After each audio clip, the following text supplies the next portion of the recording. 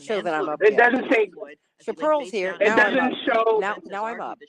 Okay. Chaparral just brought me up. Okay, good. Okay. Los Angeles County Generally, when I Sheriff says see they know you what or caused Chaparral, Tiger I Woods' know I'm about to SUV to come on. crash last month, but they can't see Yeah. because of privacy issues. This is AP News. Marty, could you send me that verbiage? Delta is I'm gonna do ending it its today. I'm policy gonna. of blocking Well, water honey, seats Chaparral, on can you airplanes. remember to send it to me? Let me know. Are you in the Remind me car today when I now? come back. Okay. Yeah, I'm in the car, Oh, but I will send it to you. be What careful. time do you need it by? No, just I before the day's over. Just please. You know what? You yeah, go yeah. on. You go on now. I have two of them. Yeah, just go. I have the You one go. for copyright, and I have You I go have the one now for the because guest. you are on. I didn't realize you were in the car. Goodbye. Have a good one. Love Have you a much. great show. Be careful. Have a good. All right. Bye. Oh, okay. So you're Bye. talking to people on the New York phone City in the employees are car, under on the arrest radio. for It stealing comes. No answer from Yeah. Pastor Okay. Brooks. Oh, really? allegedly Keep no, Yeah, honey. No. I'll Keep keep trying. trying. Just keep trying. You have to keep trying. Okay. Have a great show. You too. Bye bye. We are Okay. Chicago's Let me try and progressive reach him talk, too. where facts matter. Now, your WCPT 820 Chicago traffic update. Okay. Here's a Oh, look at this one. traffic. The inbound Bishop Ford is solid from Sibley to the Steel Bridge. Hey, Earlier accidents wait a have been minute. cleared, but that bridge is a sheet of ice. Use Oh extreme boy, caution. Joyce, how you Bishop Ford doing? outbound is heavy between Bobby and Woods Oh Forest and the boy. Steel Bridge from an earlier accident there. Oh Outbound boy. Bishop Ford, the exit ramp to Absolutely. eastbound 8094 remains closed. That's due to a So jackknife let me see if semi. I get him Traffic up is if he solid is from up and about. 159.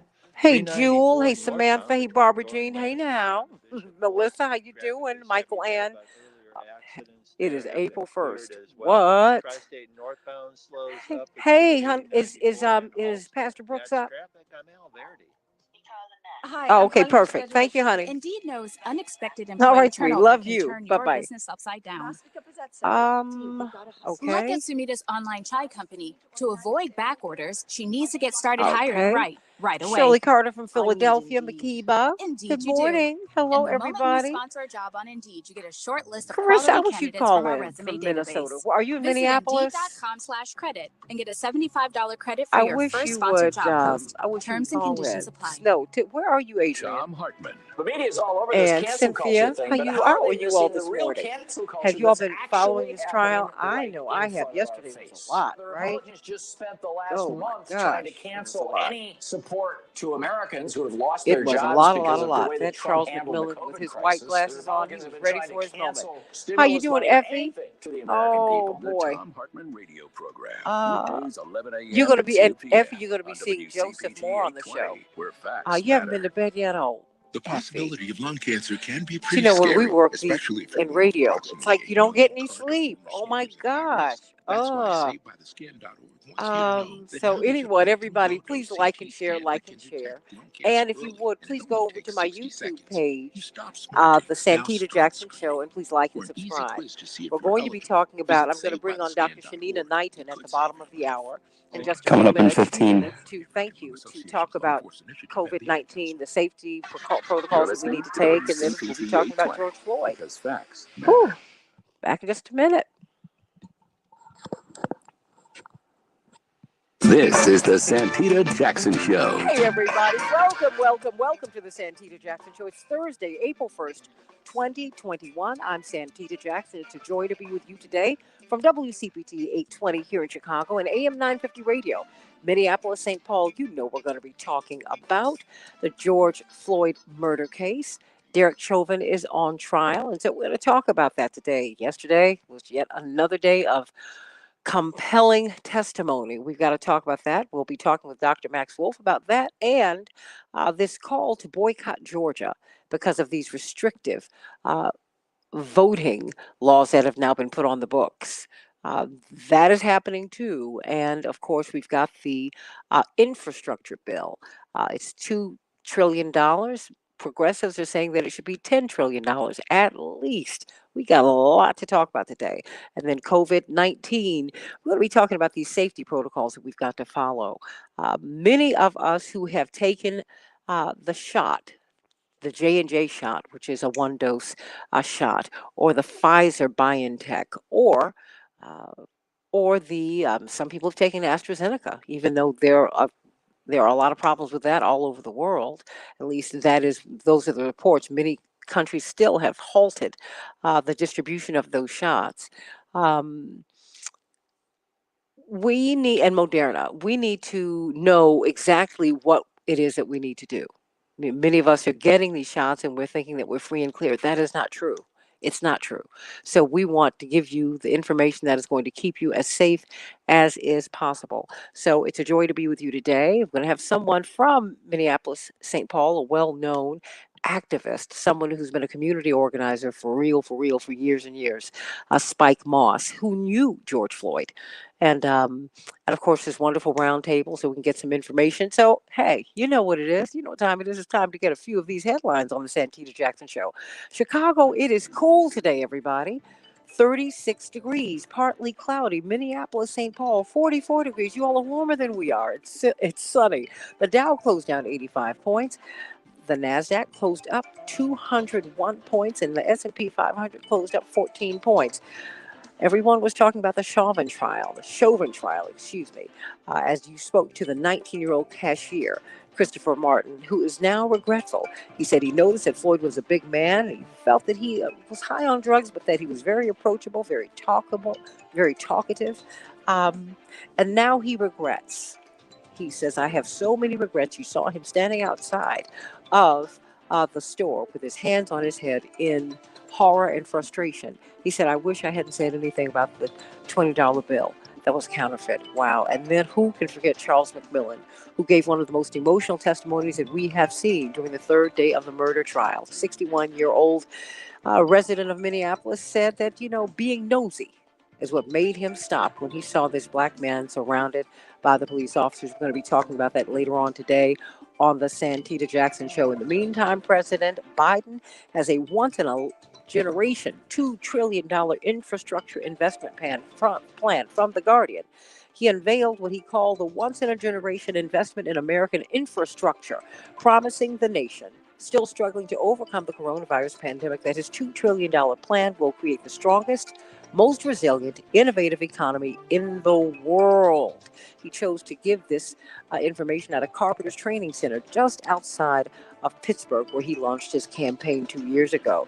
This proposal, it's called the American Jobs Plan, simple enough, would rebuild 20,000 miles of roads and highways and repair the 10 most economically significant bridges in the country, among a sprawling list of other projects.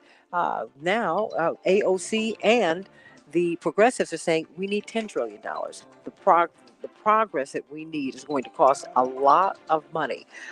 Spending on core infrastructure, renewable energy, healthcare improvements, and other key priorities over the next decade will require much more than $2 trillion. But we will see. Had yet another mass shooting yesterday. 4 people, including a child, have been killed and a 5th person injured in a shooting at a Southern California office building with the suspected shooter wounded by police. It happened just south of Los Angeles in Orange, California at 5:30 p.m. Outrageous. 46 million Americans say they would not be able to afford health care if they needed it. Now, this is according to a report by Gallup and West Health. 18% of America's adults, around 46 million people, say that if they needed to access quality health care today in the midst of this pandemic, they would not be able to cover the costs. The same percentage of adults report that amid a deadly pandemic, someone in their household has opted to skip needed care over the past year due to an inability to pay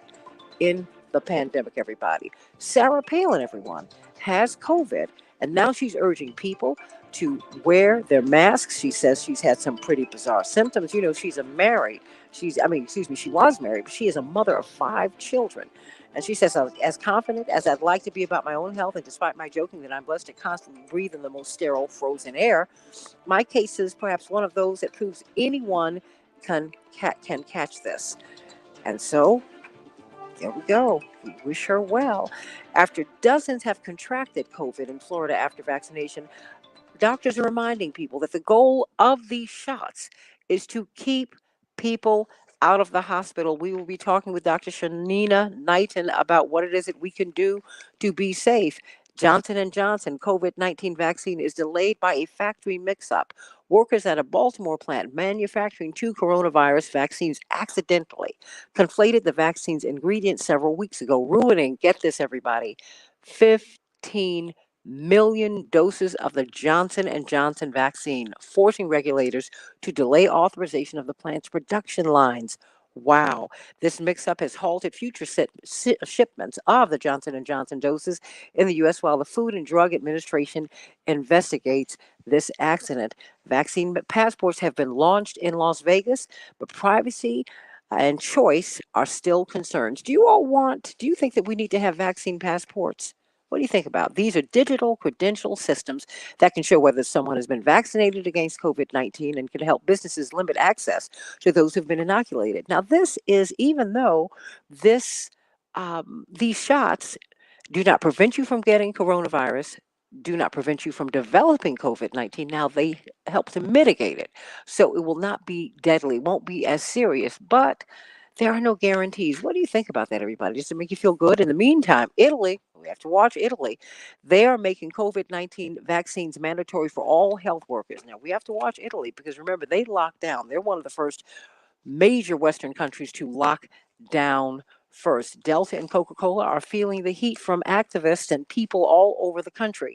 After weeks of pressure from activists from major companies and prominent black executives, they are taking a harder line against a new law in Georgia. Delta Airlines, one of Georgia's biggest companies, one of America's biggest countries, that declined to speak out as the measure moved through the legislature. Now they have issued a forceful statement on Wednesday saying the law was unacceptable.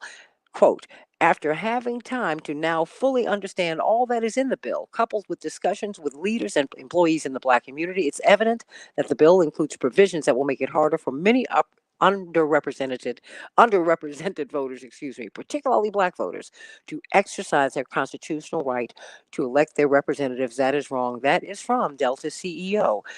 Your protest matters. You're going to have to continue to push. And President Biden has lifted the Trump era ban on transgender troops. That is just after the Transgender Day of Visibility, which was yesterday.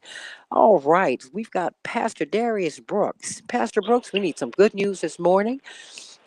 Give it to us. He, of course, is the noted psalmist, and he is the pastor of Grace Central Church here just outside of Chicago. What's on your mind today? I am excited, Santita, to know that it doesn't matter what's going on in the world, there's God put a light in us to be able to work it out. There's an answer for everything we need. Okay, now we can barely hear you, Pastor. Can you hear me? Now we can. Okay. God is so amazing. There's an answer for everything we need in this world. What I want to talk about today is it's not necessarily what's going on around us, or not necessarily even what he did or do for us, but it's more of what he put in us to make sure we can accomplish and get over some of the most craziest things in life. John 12:46 and 47 says, I've come into the world as a light so that one who believes in me should not remain in darkness. As for anyone who hears my word and does not keep them, watch this, Santita, I do not judge them. So I have no qualms with them. I'm only here for those who believe. In other words, God says to often people, I'm not here for those who don't believe, and nor will I judge them. I'm only here for the believer. And God's word is to assist us in taking steps towards everything that's in our lives. I've been listening to a lot of people dealing with this death thing. It's like this death angel is going on all over, everywhere, not just the COVID, but so much is going on. But every time God shares with us some information to do better, little, big, it doesn't matter, there's steps towards the place that we're supposed to be. First, healthy-wise, our thoughts. And every next level, it demands a different kind of us. Every next level, it demands a different kind of us. And so we're not supposed to be the same kind of person last week when we get some good information that we're supposed to be this week. So it's not just what's happening around us or what the things that's going on in the world, but more of what God puts in us to turn lemons into lemonade. One's familiarity with me should never stop God's creativity in me. It doesn't matter what somebody else think of me. There's some creativity in me that Santita, girl, I'm about to bust. Whenever we make up in our mind and our hearts to change what's on the inside, the outside is automatically changed. On Sunday, I didn't have no help to build what I wanted when they put the videos on for us to do our Sunday morning services. I had no help to put this thing up. It was about a 20 by 8 piece of thing to put up, whatever you call that thing. And I had nobody to do it. I'm like, Lord Jesus, it ain't going to be up for this Sunday. And the Spirit of God said, really? Really? That's how you think? Go tackle it yourself. If you got to get a ladder, go down, get up on the other side. But to make a long story short, I didn't get home Saturday night till 5:15 in the morning. But Santita, guess what I did? I got it done. People, if you ever want to start experiencing life, it's not what's going on the outside. It's what's on the inside of you that says, I ain't stopping doing nothing that what's in my heart to do. And so I wanted to share with you, and even God tells us often, he says, I'm not here for the believer. And it makes so much sense to me because I was sharing with someone else. It doesn't matter about you believing. You got to believe in God. You can't just believe. You got to believe in something. You got to believe in the thing. Simply, I look at you every Thursday, every day, Monday through Friday, getting up early in the morning. And in a couple of days, I overslept, knowing I was supposed to call you. And I said, this girl is on. I said, you know what? It ain't going to happen no more. It's what's on the inside of you that tells.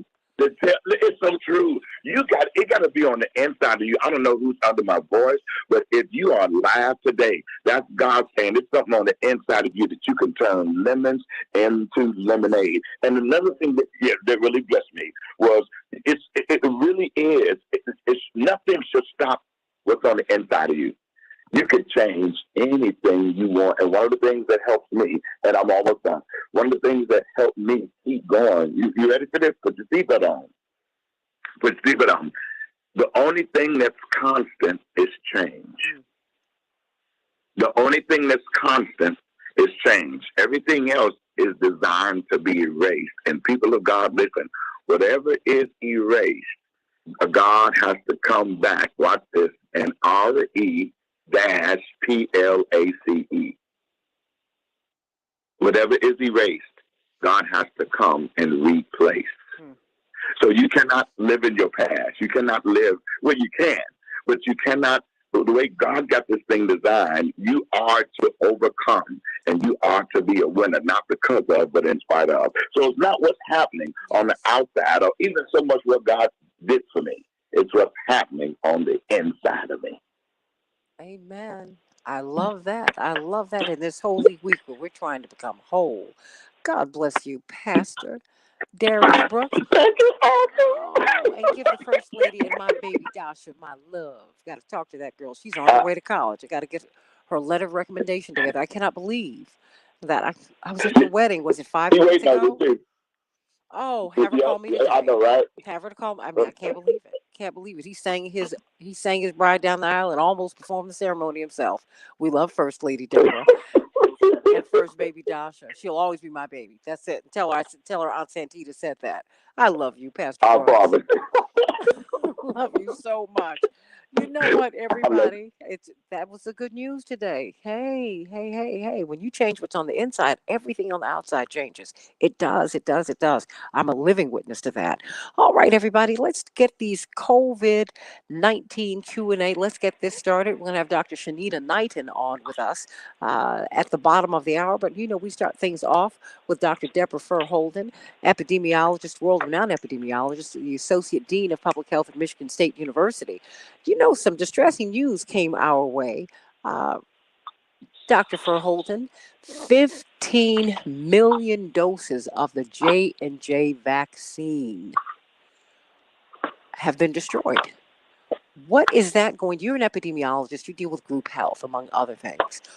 How is that going to impact the vaccination effort, or will it not? Of course it will. Everybody's hedging their bets and banking on nothing going wrong, which makes no sense to me. If we've learned nothing during this pandemic, what we've learned is that you got to be on your toes, ready for plan A, B, C, D, D, right? Who would have thought we would have You been just locked away can't. for a Yeah. year? Come on now.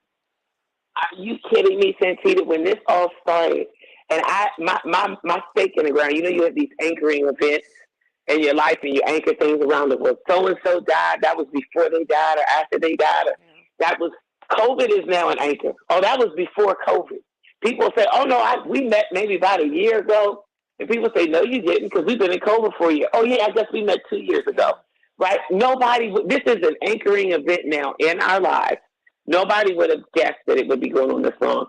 And our community COVID webinar we're going on week 56. So that's how I know that we've been at this for way too long. Well, way too way, long. Way too long. Well, So what is remember this our going to friend do? who said, I mean, remember our friend who predicted we'd be at herd immunity by April? well, now they're saying And you they're going to asked be at me, herd immunity by July in Los Angeles. Dr. Burke said that we'd be done with this April, May. She said that. She said that. And then President Trump came out here and said that. So I just want to know from you, what is going on? Because we've seen these spoilages, right? Because you hear on sure. one hand, you hear people say, "Okay, we're going to have herd immunity. If we get the vaccines, we're going to run back to normal." And I'm like, wait a minute, I don't think you all are telling this story the right way, because you have been saying since the beginning, everybody, when you get these shots, these vaccines don't work the way you think that they do. They can't prevent from contracting coronavirus, developing COVID-19, or spreading it, but it does mitigate the outcomes. Okay, so Yes, I'm sir. saying they need to tell this story differently. Now, you still have a significant chunk of Americans who are still pushing back against the vaccine. And I just said, wait a minute, 15 million doses? 1,000 I could get, okay, but 15 million, that's a lot. And I want to know, how is that, while there's this big push to get everyone these shots, what is that going to look like on the ground? Because some people are really depending upon the J&J, because they're like, at least I'm one and done. That's now, what's that going to do? 15 million shots gone. Yeah, we have a supply problem. And it's so funny because the same way we've got a bunch of many epidemiologists, who had ever heard of supply chain and demand? Like really, before now, right? Like nobody understood what that was or what that meant. You appreciated that when a crisis hit, you better get to the grocery store and get you some bottled water and toilet paper, because people love to buy all that stuff up. But it would be right back in a couple of weeks, right? But now we really understand that things have to be able to not only be produced, but they've got to be able to get produced and manufactured and then distributed and actually, make it to the places where we need it. And where we need it is in people's homes. And to get it into people's homes, it's either got to be delivered to their home, or it's got to be brought to a store that's near their home, or a medical facility or something like that.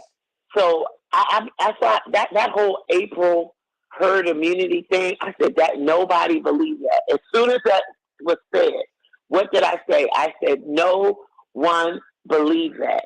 It is built on a model that is flawed, that does not account for so many variables, and it leaves no room for anything to go wrong. Because here's the other problem that we have, and we haven't really talked about this, but we need to talk about it.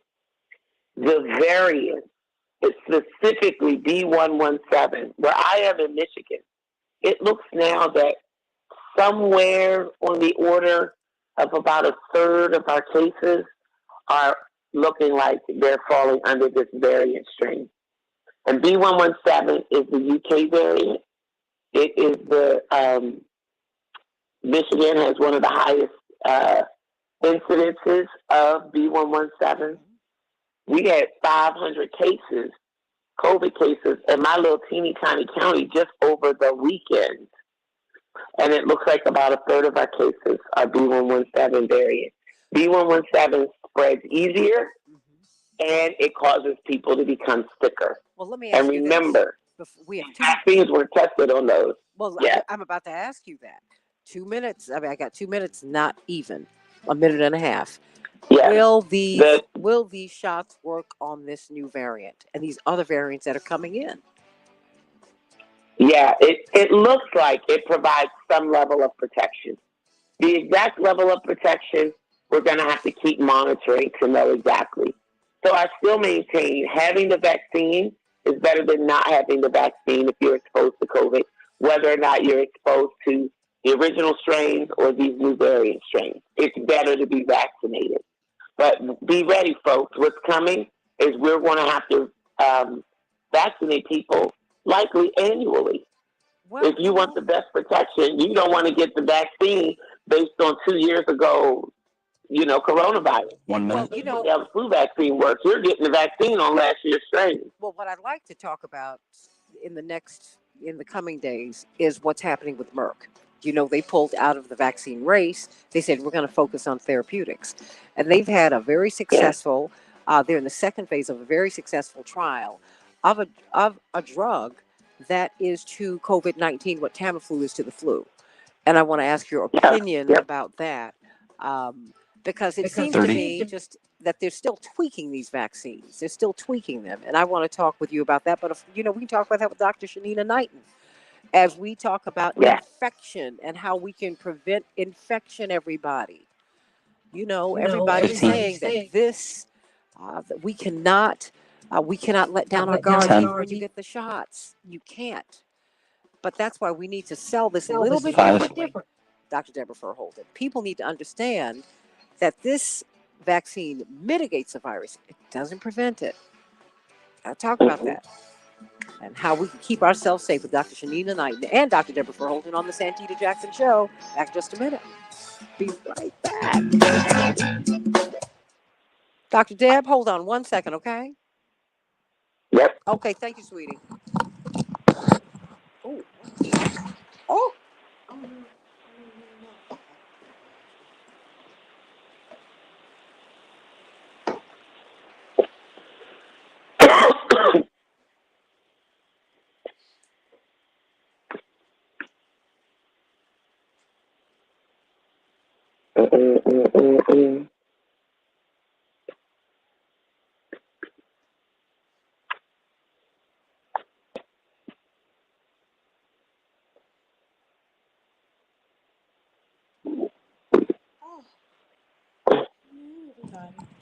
Oh, Dr. Deb, how you doing, girlie?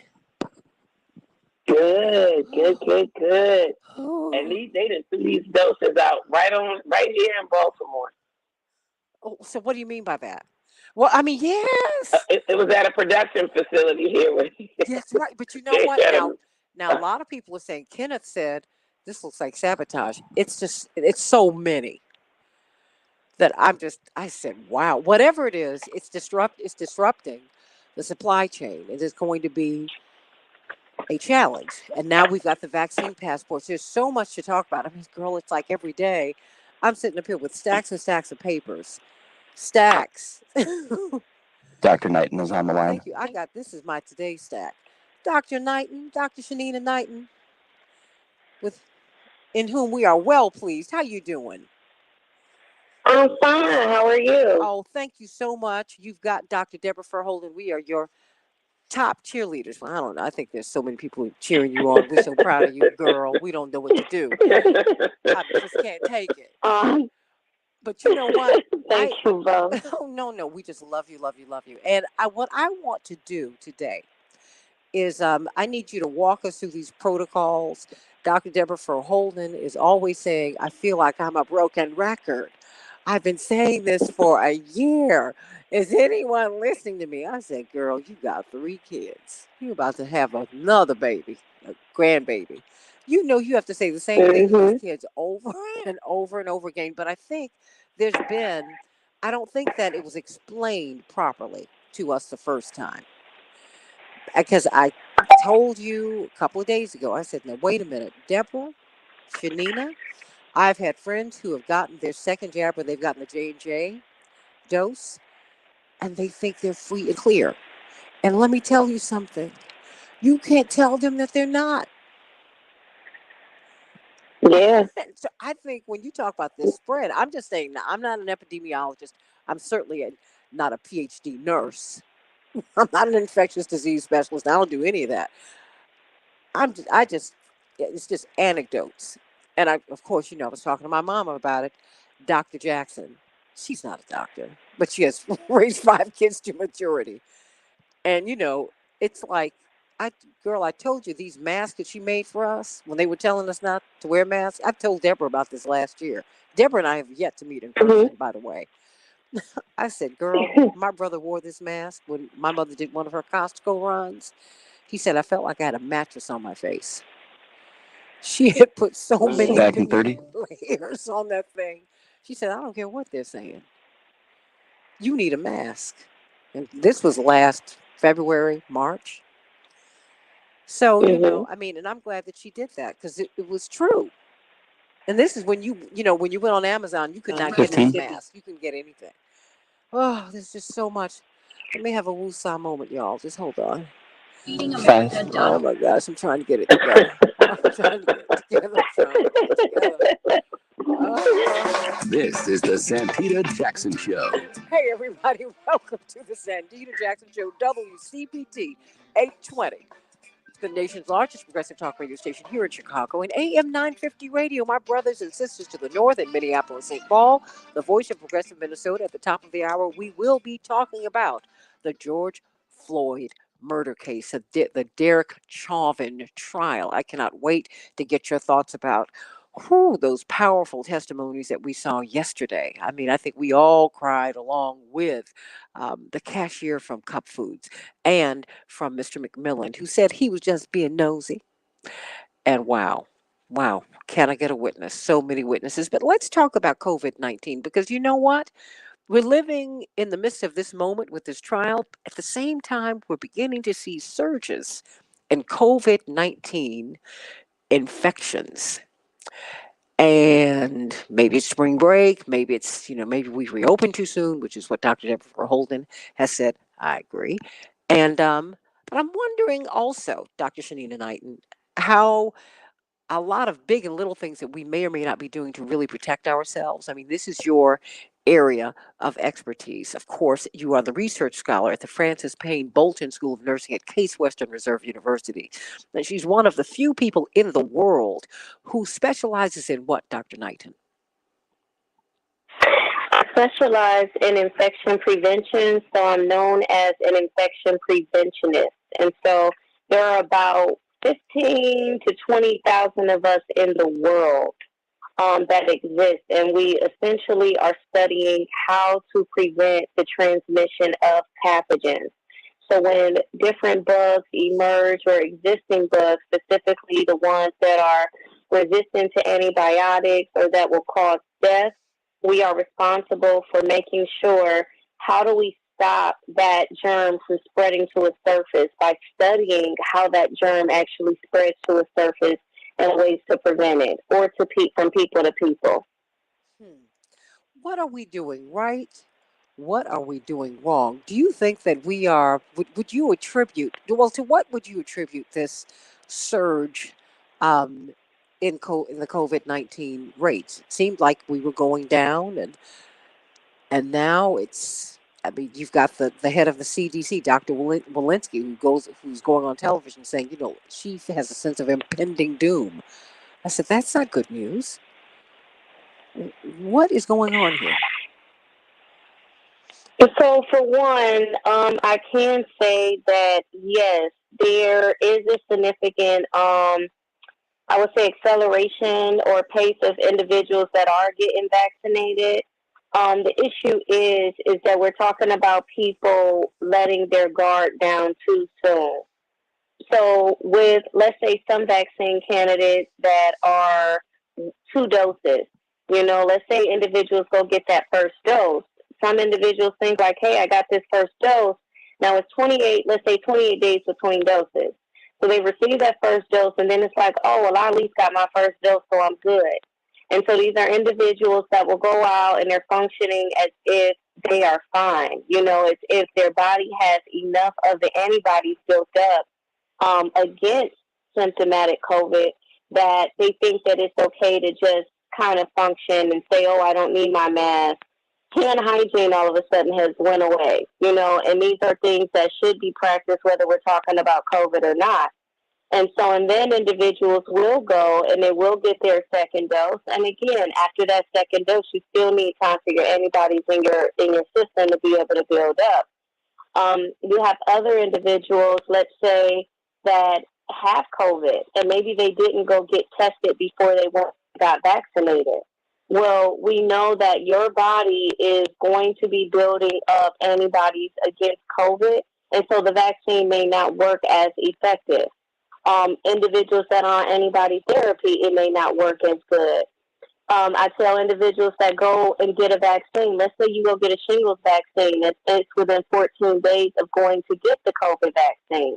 That too means that vaccine may not work as well, because if you have your body that is building up antibodies, and we call this your army, against shingles, let's say because you're getting that vaccine, there isn't enough space or enough room for your body to build up those antibodies against COVID too. So the two actually end up canceling out.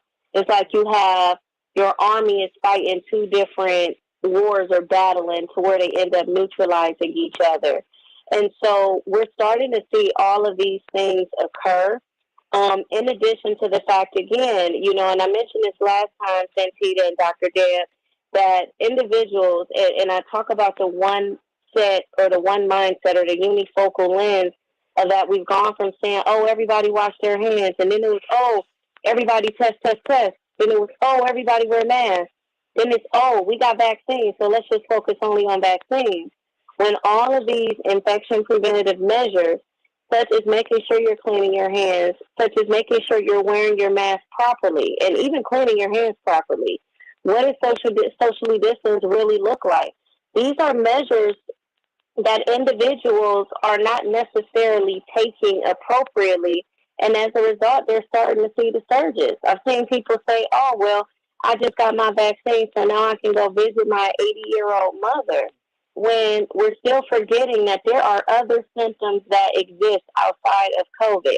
Allergies still exist, colds still exist. There are other things that exist that can cause individuals to be sick. And so the same protections that we were given to our vulnerable population, this is not something that should stop. Like, this is something that we should still be keeping up even well into the future, because we still have to remember, before this pandemic happened, we were still looking at 50-something thousand of flu deaths per year. And that's still something that's unacceptable. And so why do we want to return back to those rates if we can prevent it? Well, you keep mentioning you're making some brilliant points, Dr. Deb. She's making them. What about washing our hands? How does one wash one's hands properly?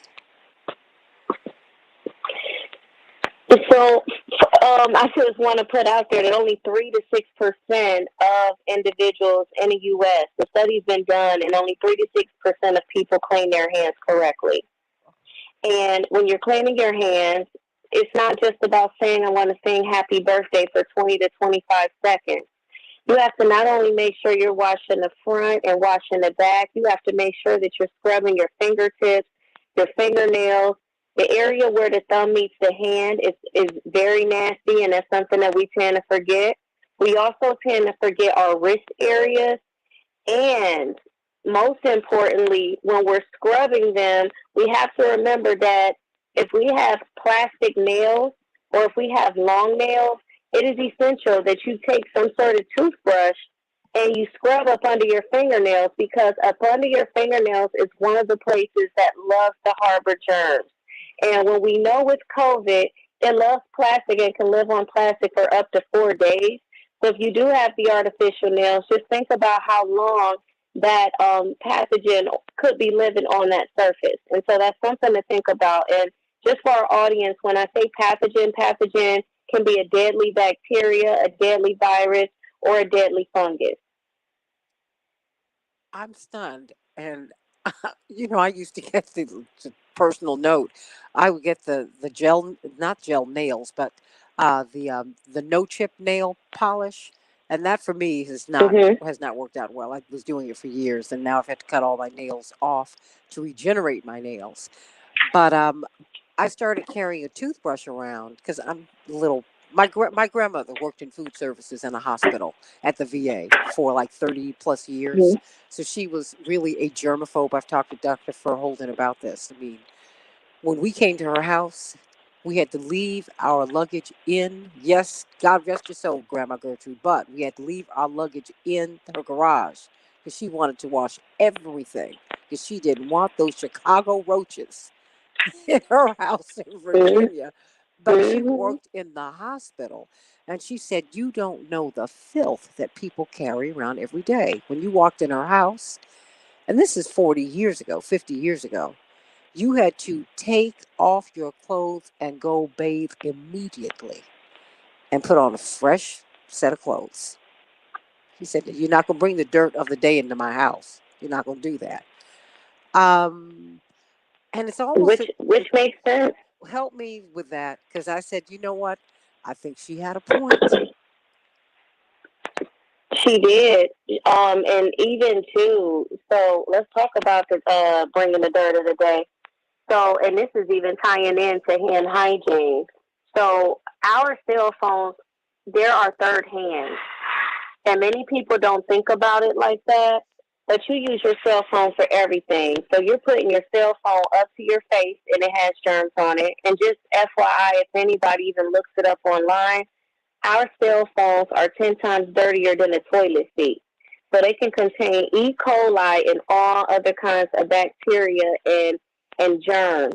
And so if you think about that, just with everything that you do with your phone, you're putting your phone directly up to your face. And remember, COVID and germs typically transfer eyes, mouth, and nose. Some individuals get breakouts on their skin and don't even think about their phone. They don't think about the fact that they haven't cleaned their phone at all. You should be cleaning your phone at least twice a day. So we're sitting it down on surfaces at stores. We're touching it when we're text messaging. We're putting it up to our face to be able to talk. We're putting it in our purse. It's sitting on a seat in our car. I mean, I can think about the many places that this phone may be. And then, of course, as let's say anyone, if we have it in some sort of protective case, that protective case is harboring bacteria, and we still don't take time to be able to wash it down or wipe it down, rather. And I'm saying wipe it down because it doesn't mean spray your phone down and kill it, but it does mean take something, whether that is an alcohol wipe or an approved product, because some phones they have this coating, and the coating does keep the phone from being scratched. And so if you clean it with the wrong product, you can take off that anti-scratch coating. So it is acceptable for you to go to, let's say if it's an Apple phone, making sure that you're understanding based off of their recommendations, manufacturing recommendations, what to clean the phone with. But it is essential that you clean your phone because those are germs that we bring into the house. When we are talking about environments, many individuals, let's say if you are visiting a loved one in the hospital, there are healthcare providers that touch that floor. There are so many people that touch that floor, and you're taking those germs back into your home. If we're talking about a grocery store, they might have mopped up, let's say, the red meat stains that was on the floor, but it doesn't necessarily mean that all of that bacteria is removed. And so we have to just kind of be cognizant of the things that we are potentially carrying into our home. Women are notorious for sitting our bags down at different places. When we're sitting our bags down in different places and then we come home and let's say sit it on our bed or sit it on our kitchen table, you just took that same bag that you had sitting in the chair or sitting on the counter somewhere where thousands and thousands of people might have set an item and the surface wasn't clean. And so I wholeheartedly agree with Ms. Gertrude that she was absolutely right in terms of, yes, these are things that we should be paying more attention to because we don't think when we say, oh, my stomach is hurting or, oh, I'm not feeling well, that is something that we did. Do you think we're so focused on COVID that we're missing the flu? I mean, even though flu rates are down, thankfully, that we're missing a lot of things and a lot of little things and a lot of big things.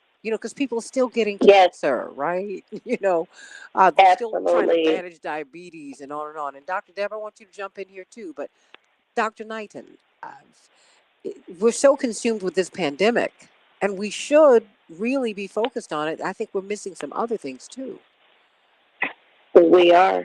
We absolutely are. There are, and Dr. Deb knows this, definitely being, an expert in public health, there are other pathogens that are out here. We have a whole issue right now with antibiotic resistant organisms. We have an issue with, I would say, antifungal resistant organisms. We have a nasty strain of Candida auris right now that's floating around, and it's particularly in hospitals and nursing homes.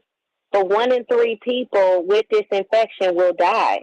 And it's something that's not talked about, but it is something that is emerging as a serious global health threat. But the thing is, it's like if media doesn't put it on our radar, and I'm saying us as a collective whole of society, then these are things that we don't pay attention to. So I always tell individuals that whether we're looking at COVID or any other, pathogen, if you stay ready, you don't have to get ready. And that's not just talking about the infection prevention practices that are physical that you can do. That's also talking about your health too. Should you encounter one of these bugs, will you be able to fight it off? And the question that I was going to say the answer that many people have would be no, because they're so focused just on COVID. But there are other bugs. H1N1, which, harmed 50 million something people in the U.S., could have been a COVID. Zika virus could have been a COVID. Like, there are other pathogens that are out there that maybe we might have missed them and might have gotten lucky, but it doesn't necessarily mean that there won't be another COVID that can potentially come around. And I tell people, whether individuals are saying, oh, this is a conspiracy, oh, this is how it got here. It doesn't matter how it got here. The bottom line is that it's here, and it's not the first one that is being studied, and people are continuing to study them. Absolutely. Look, bioweapons are real. We get it. I mean, look, that's what, indigenous peoples are resisting the taking of this vaccine. Well, But Santita, yes. I mean, but I'm, Santita, uh, even I'm just saying, I was going to say, even with that, you still, no, please, Dr. Knighton, please. oh, no, no, no. I was just going to say, even outside of just being bioweapons, the way that the circle of life works, like, our animals, some individuals don't realize this, but the meat on your plate is on a better vaccination schedule than what you are. Please So agree. your meat is that, meaning, for example, let's say if you're eating chicken, okay? So chicken can get a lot of nasty diseases, and we never see these diseases before it ends up on our plate. So it can have something called leptospirosis, right? And so chicken has to, like, our Department of Agriculture makes sure that meats get certain vaccines. And I'm talking about cows, chickens, anything that you can think of that will be on our plate has been vaccinated. So if that meat has been vaccinated, right, and our goal is to stop, let's say, strains from mutating, we don't even think about how our body encounters certain vaccines because of the meat that has already been vaccinated. So when we're starting to see this different emergence of disease, we have to realize that when we're dealing with animals that we consume being vaccinated, and we're saying, oh, we're not going to get vaccinated, we're not thinking about the fact that literally disease happens, and disease happens with the animals that are on our plate.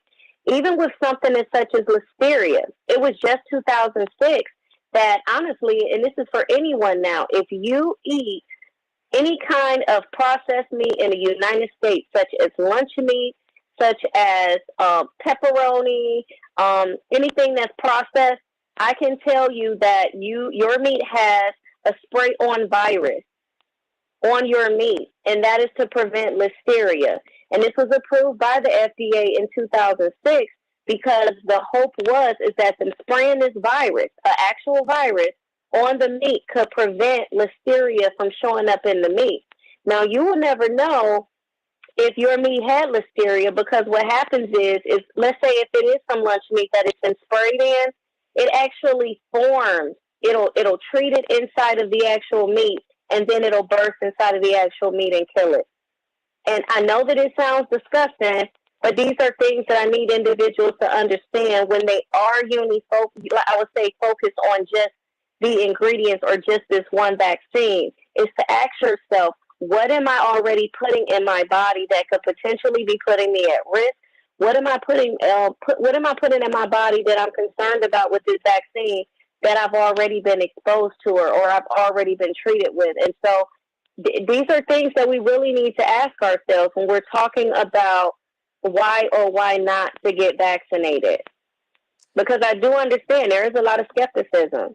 Oh, And this is outside of any bioterrorism, yeah. I mean, because all of that's real. I mean, you all can read about it, and the governments, that's what they do. They do that. That having been said, these viruses, these illnesses, they are here. Now, what are we going to do? Are we going to fold and not survive this? Are we going to fold and not thrive through this? Certainly not. That is why Dr. Deborah Holden, world-renowned epidemiologist, and this world-renowned infection specialist, infection prevention specialist is with us. And I'm so glad that you've come back to be with us, Dr. Knighton, because these are things, Dr. Deborah Holden, that we're missing. When she first heard of you and first heard you, I have to tell you, Dr. Knighton, I'm not going to speak for Dr. Deborah Holden. You said you have got to talk to this young lady because she is so full of information. I mean, we're both sitting here like quiet, like, really? Who would think? I mean, now I understand why my Miss Gertrude, who you just, the woman to whom you just referred, my grandmother, God rest her soul, she did not eat meat. She said, you don't know what they're doing to treat. I'm not telling anyone what to do, not to eat meat. I eat meat. I get it, fish. But you don't know what's in it. You don't know where our fish are swimming. You don't know what they're ingesting. That's why having plastics and all of this nastiness in our environment hurts us all. You might be someone who doesn't want to take a vaccine. What Dr. Knighton is telling you is that you already have exposure to vaccines because it's in your food. Did I get that right? Yes, you absolutely did. You hit it right on the head. That's exactly it. Dr. Deb, you're awfully quiet right there. I know you're taking notes. I know you're going to put on another forum. Listen, I'm paying attention. I told you it's so interesting because I think, God, we need this as a specialty or a certification inside of public health, because the first time I heard her talk, she did a quick demo of around masking, and she said, well, if you're out and people are talking and you see you've got your neck open, and depending on how much of your shirt is down, all this is out. And then what do you do when you get in the car? You pull your mask down. And what do you do when you get out? And as soon as she said it, I saw her mimicking, pulling the mask back up, and I actually caught and could replay in my own mind me pulling my mask down, which is in essence putting whatever is on my neck In your on mouth. the inside of my mask, Absolutely. and then pulling it right back up myself and putting it right over my nose and mouth. Yes, yes, Dr. Deb. I love it because and that is the truth. And I'm telling you, you just taught somebody today because many individuals don't understand that if you are going to pull it down beneath your chin like that, you might as well just take it all the way off. You will be doing yourself a health favor if you feel that it is not going to cover your nose and your mouth. I tell individuals our whole what's called a nasal pharyngeal cavity, which is our eyes, our nose, and our mouth, is all connected. So if your nose is exposed because you want to have the mask beneath it in order to be able to breathe, your nose and your mouth is just as vulnerable. So you're not protecting yourself, whatsoever. Like eyes is one of the least riskiest ways because we at least have our what we call our lacrimal duct, which makes tears, and it actually helps to get the germs out. Our mouth and our nose is not as protective as our eyes are. So if you do have your nose out and you are exposing your nose, you have the likelihood that it's also going to expose directly to your nasal pharyngeal cavity, which is your eyes, nose, and your mouth. So if you're going to wear the mask, then make sure that you wear it correctly. And then again, if you're going to pull it down, just know, just as Dr. Deb said, those droplets on your exposed neck, you are now pulling back up to your face the next time that you go to pull it back up. Well, let me ask And you. then Oh, yes. I'm sorry. No. Please, I please, was please. just going to, and this is just adding on to what she said because I'm so happy to hear her say it. So thank you, Dr. Deb. On the other piece, when your mask fall down, because some individuals, like myself, I may be talking with the mask on and the mask will slowly migrate down beneath my mouth. What you do is you do not grab it by the front of the mask, which is contaminated with your hands. You take the ear area and you raise it up by one of the ears. So take one of the strings and pull it up back over your nose opposed to grabbing it directly from the front. I've got 1 minute left. It belongs to you. Will you come back? Absolutely. Oh, no. I mean, I got to see if I can get you back next week or the next week. Because there is so much information that you are giving us, Dr. Knight. Things that can help us in or out of COVID. And we need that help. We need that help. Um, the final minute belongs to you. What do you want us to know going into this holy weekend?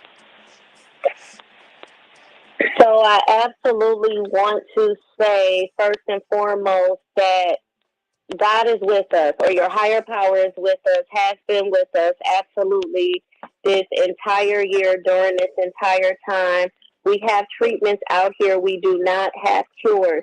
Please do not go out recklessly thinking that COVID-19 is going to and the vaccine is going to cure it.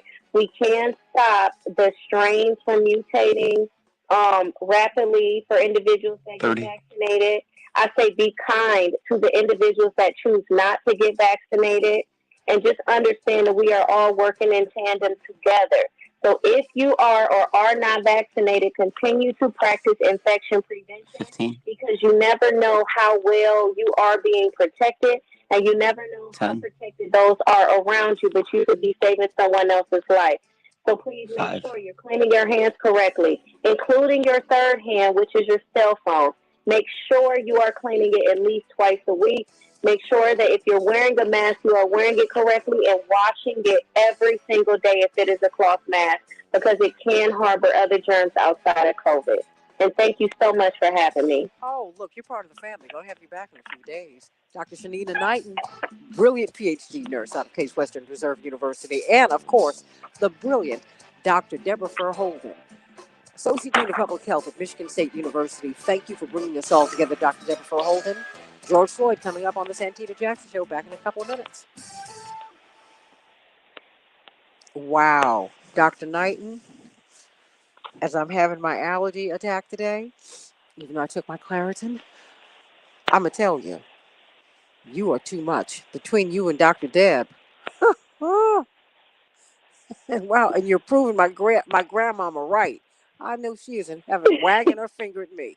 I told you, you all are nasty. That's what she used to say all the time. She was like, you guys, you all, not you guys, but you know how grandmamas would do. She was like, oh, and But I get she it. washed sheets every day. The house almost smelled like bleach and Pine Sol. She said, no, I love it. don't use these candles to mask. This is nastiness. And she covered everything, all of her furniture, beautiful furniture, in white sheets. And she would, as soon as you got off of them, because she had stacks and stacks.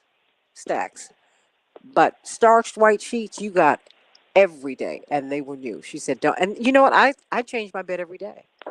I didn't even realize that I got that from her. My mother was like, you do that? I said, I got a lot of stuff from her that I kept. So I want to thank you and Dr. Deborah for holding. I've got to move on to this George Floyd. Whew, this case. Let me catch my I breath. know.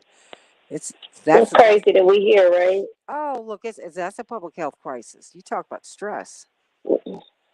Yeah, It this is stress. Oh my God. Yeah, my mom's been watching every day. Oh, I have been, but you know what? They're making a case for reparations. You see the damage that this has done to black people down through the years. You see it.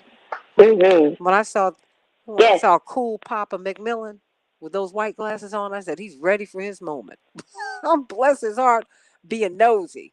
But little did we know that to see that man break down like that, it just tore my heart into many, many pieces. And I'm not alone.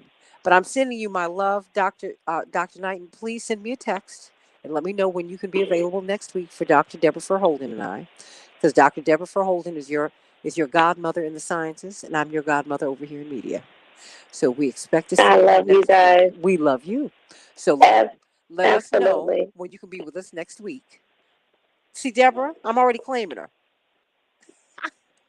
Because I also want more people to know who you are and what you do. I also do. Oh, well, thank you. So let me know. Awesome. I greatly appreciate you both. Okay. No, absolutely. Let me know. Let me know what your availability will be. Deborah, have you left me All already? right. I love you, Shanita. Dr. Knighton makes me feel I good love to you say too. that. I love you, girl. And happy Oh, Easter.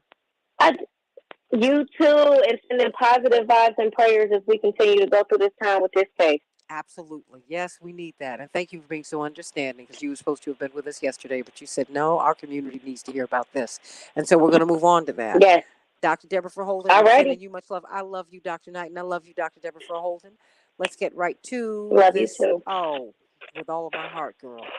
Everybody, let's get to this case. I want you all to call me or text me at 773-763-WCPT, 773-763-9278. Let's talk about what we've seen thus far. Let's talk about what could happen if there's an acquittal. You know, there's a lot of stuff that we need to put out there, but of course, I think we need to walk through this case. And while we have our opinions in the court of public opinion, because of course we haven't seen the vantage point. We've seen Miss Frazier, that baby's video. But now we're seeing the officer, the body cam. I mean, you're now literally on top of George Floyd, and it's devastating. It's devastating. So I want to hear what you all are thinking. So I'm seeing that all of my guests are with me now. Mr. Moss? Yes, ma'am. Good morning. How are you? Doing well. Doing well. We're so blessed to have you today, and so blessed with all the work that you've been doing down through the years. We have Attorney Mark Fancher, National Conference of Black Lawyers, and we have Dwight McKee, noted social scientist, and we have Reverend Jeanette Wilson, who is special assistant to Reverend Jesse Jackson. She is a pastor and she is a civil rights lawyer as well. And so we're here to support you, to hear what's going on in Minneapolis. With my guy, Gary Hines, and all my people up there, Reverend McAfee, all of our dear, dear friends. Mr. Moss has been in the community working for so many years, for decades. He's been working, Jeanette, Reverend Wilson, with the least of these for decades upon decades. Reverend has known him. He's one of Jonathan's dear, dear friends. And I'm so honored that you made the time to be with us today. Thank you so much. Thank you. Yes, ma'am. Thank you My so pleasure. much. And you can say hello, Reverend Wilson, Dwight McKee, Attorney Fancher, to Mr. Moss. Please feel free to do that. I've got 1 minute before I come up. Good morning, Mr. Moss. I was praying for your strength and patience in all of this madness that exists within our system. Thank you. There's a lot.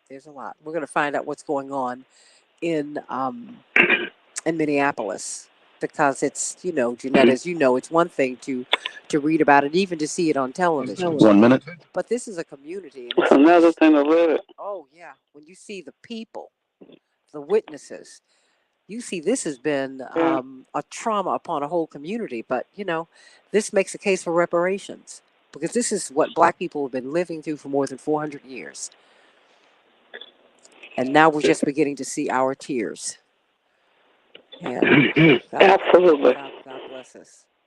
God bless Mr. Macmillan. And God bless that child, that young man who worked in Cup Foods. He, for the rest of his life, will wonder for $20. But see, the $20 would have been deducted from his paycheck. And then, people will 15. the owners might have looked at him sideways. He was really in a no-win situation. 10. Oh, boy.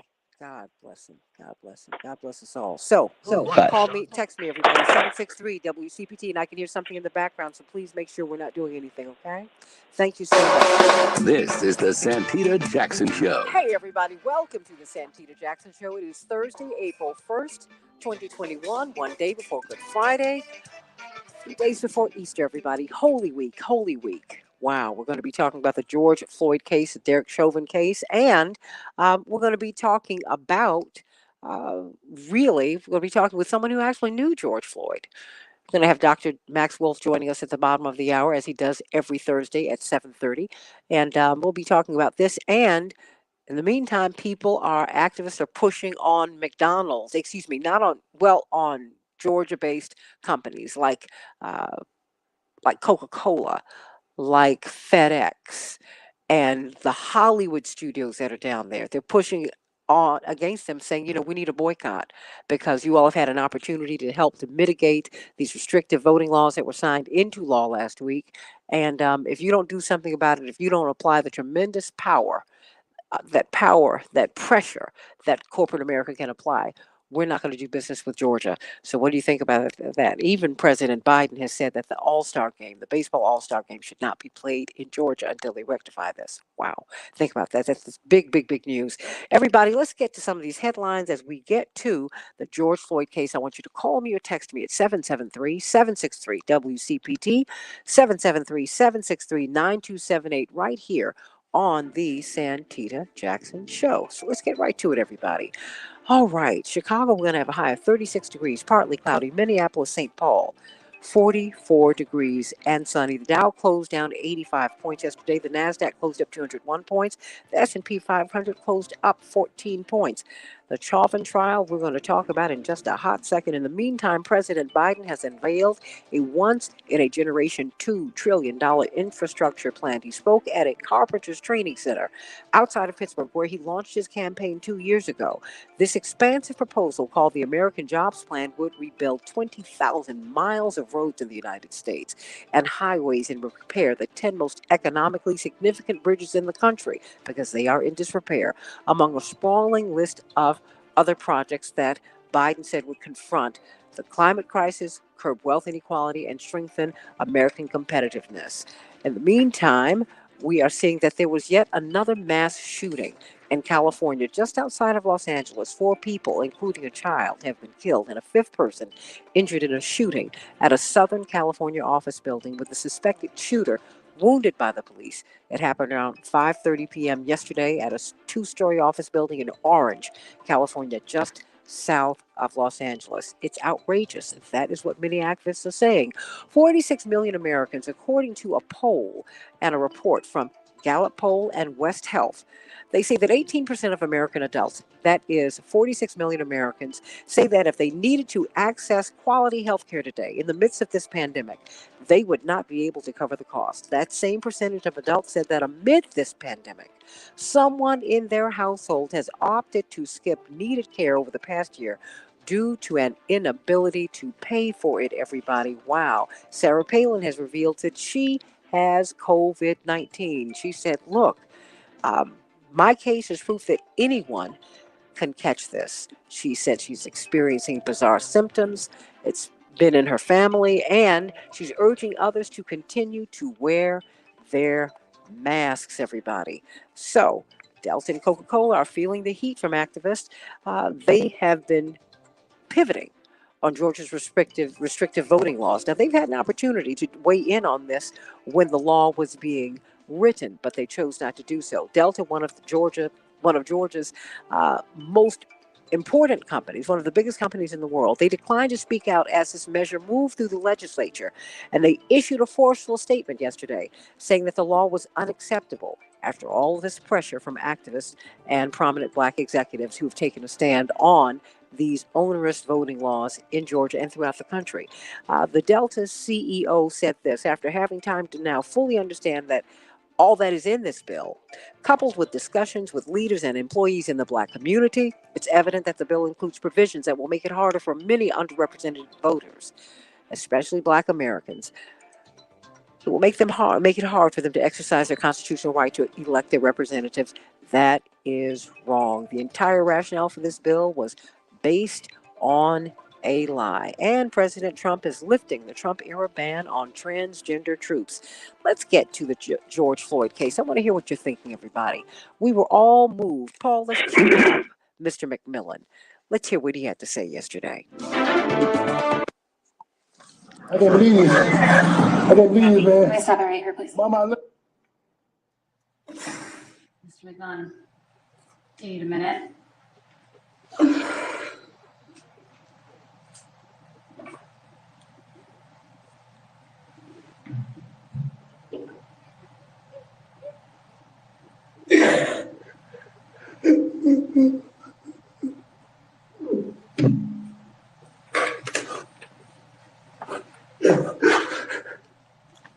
Oh my When you're ready. We'll just give you a moment, Mr. McMahon. I'm not sure if there's water for you as well. If you need a break to get some water, let me know, and we can take a break.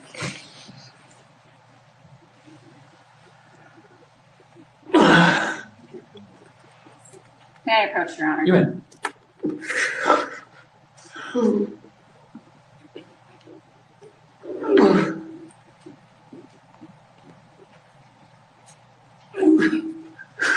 Thank you.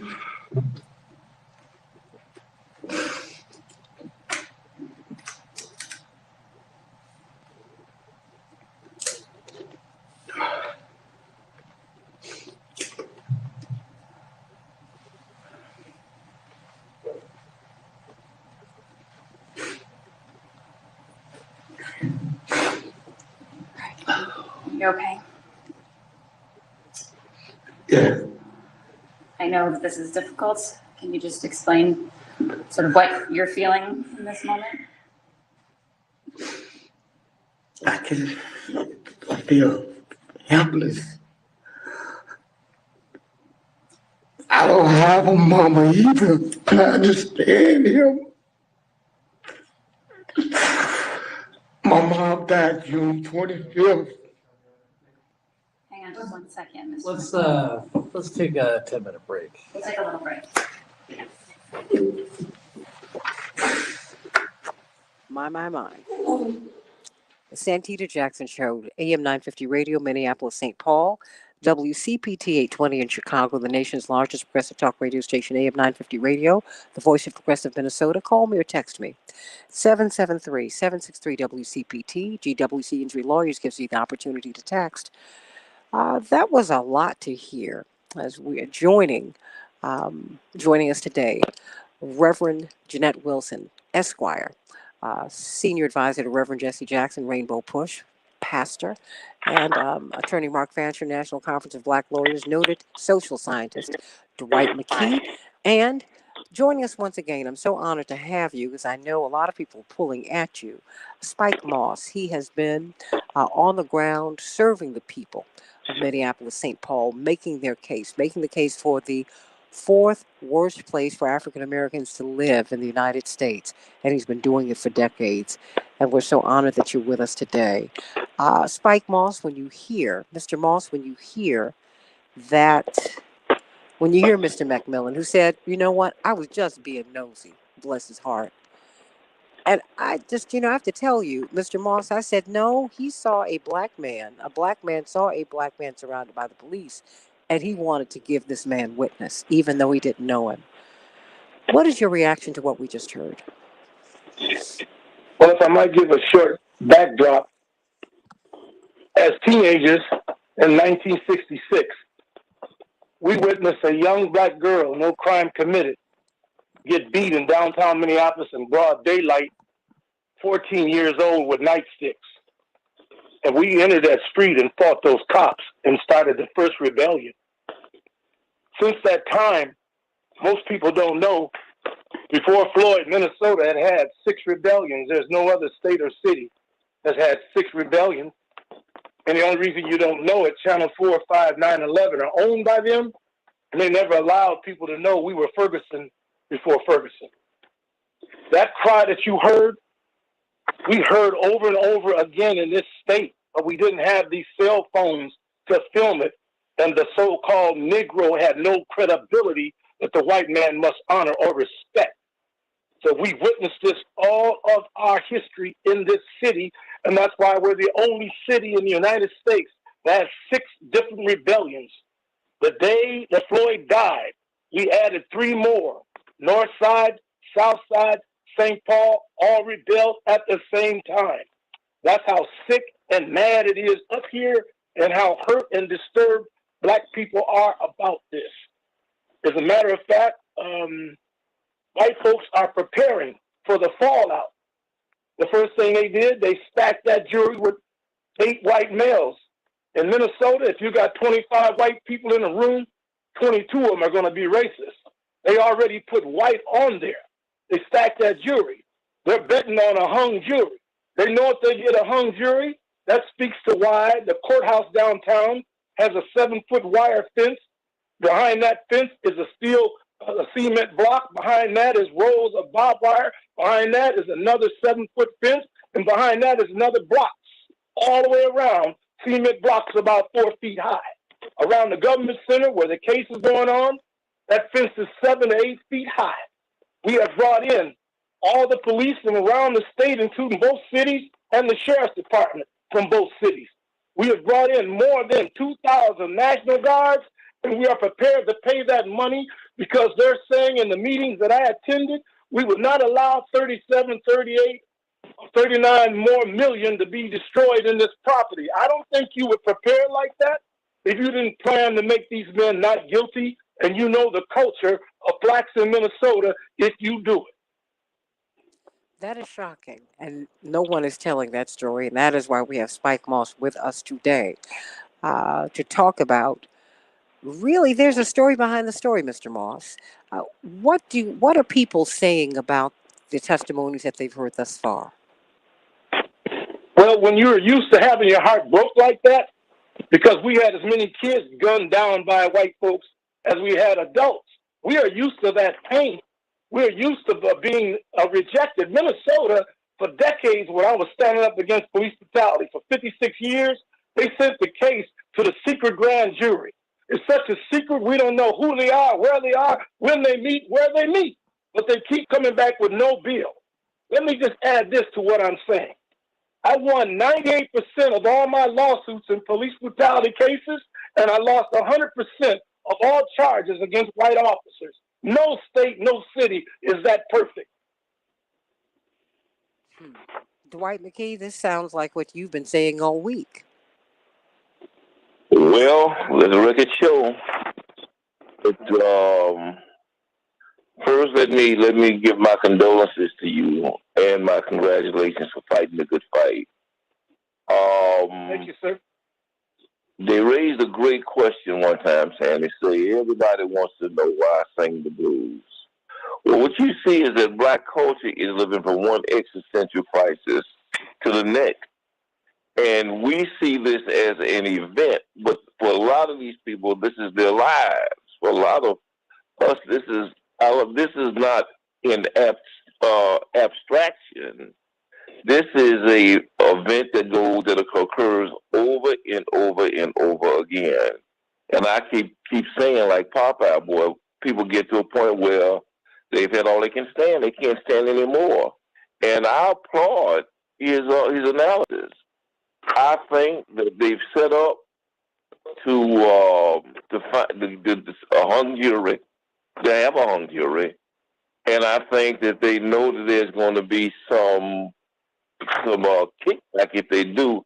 I just don't think they understand this time how much is going to be the kickback, and it is not going to be limited to Minnesota. They're just going to be worldwide. The fallback when it's going to be worldwide, and people are looking into this to see if justice can be found anywhere for black people at any time. Mr. Moss, your response? He's right on target. Please understand, I've been in the meetings with all the chiefs and all the sheriffs and law enforcement for almost a year now. And we were with the chief and the mayor years before this happened, trying to develop a difference on that police department.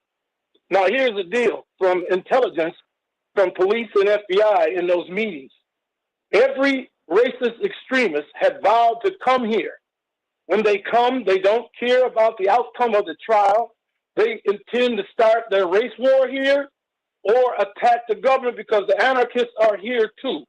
So those Boogaloo boys, the Proud Boys, the All-American boys, the Klan, all of them are here.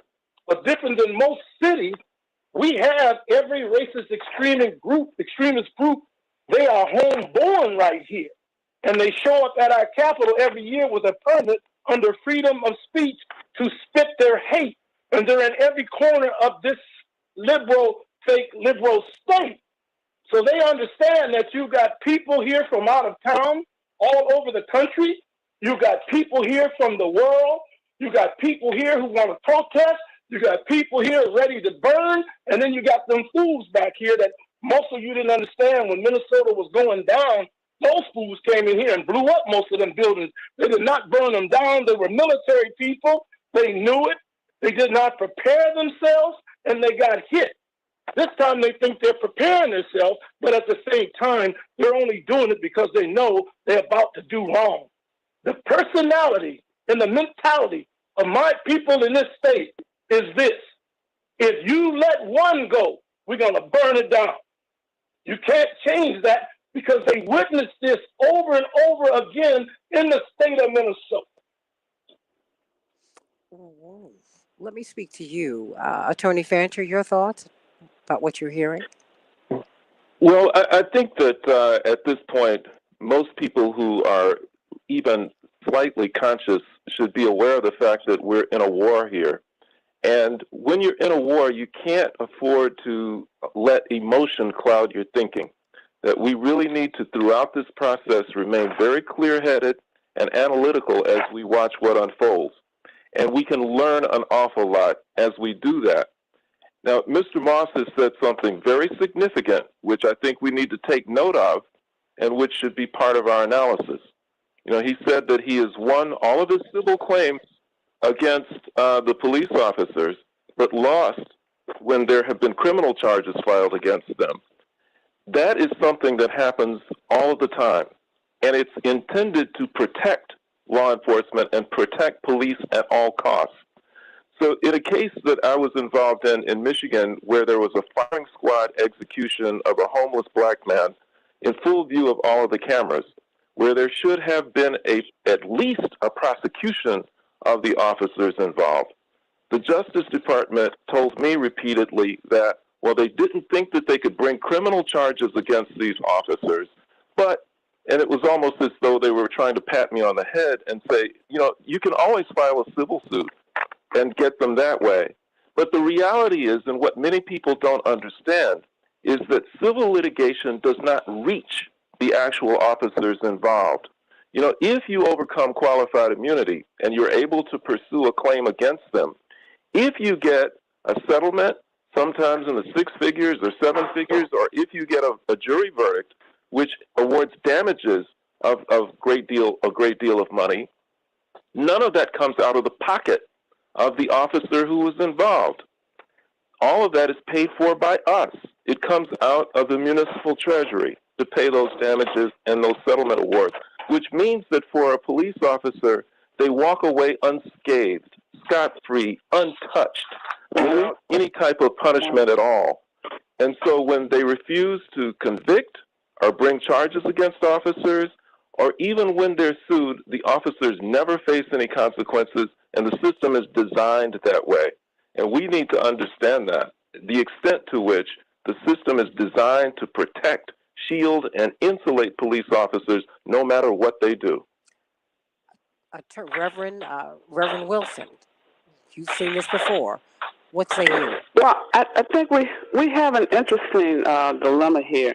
You have a diverse jury, and one would think that looks good for the conviction of Derek Chauvin. However, all the defense has to do is create in the minds and hearts of those jurors that there's doubt as to his guilt, reasonable doubt.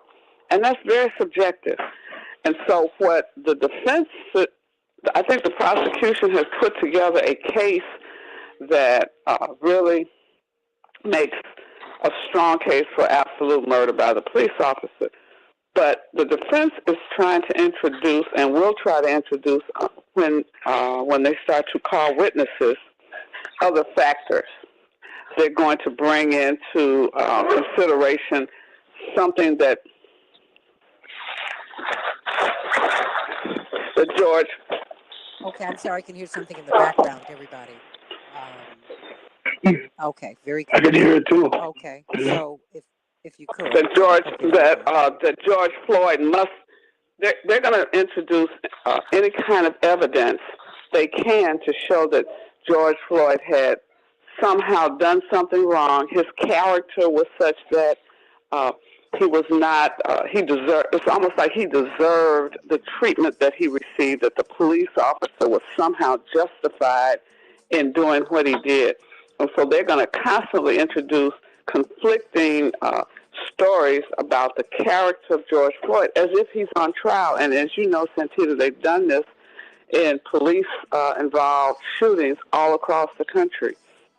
They put the defendant is not on trial. They put the victim on trial as if the victim somehow is the problem, not the fact that the police officer acted inappropriately. And I don't know what their closing arguments will be for the defense, but one of the things they're going to look at is trying to get to the hearts of those white jurors and some blacks who are not real, they want to be fair. We tend to want to be fair, and so we're trying to understand both sides. You have all of that I can understand both interplay sides. going on. Stay right there. Yeah. I got 1 minute. I can understand both sides. I try to do that on the show every day. I can still land on a side though. I don't know. Well, no, what they're gonna do is when they go back in that jury room, there's no one else is in the room but them. And so the question is who the foreman is will help to sway the thought processes of those who are weaker. Well, hold on. Hold on. I got to go to break, but I want you all to call me. We're going to have Dr. Max Wolf, who's going to chime in on this as well. He's here with us every Thursday at 7:30. I want to hear what you have to say about this, what your thoughts are. 763 WCPT, 773-763-9278. What do you make of what Mr. Moss has told us? How they have girded these government buildings in advance of the verdict. Wow. More of the Santita Jackson Show. AM 950 Radio, Minneapolis, St. Paul. WCPT 820 in Chicago. Back in just a minute. Okay, someone, I can hear something in the background. So whatever it is that you're doing, it's interfering with what we're hearing. So please make sure you're in a quiet space. Make sure you're in a quiet space because it's very loud. Dwight, you were trying to say something? I think, again, boy, you all operate out of some naiveness and purity. That is not what's happening here.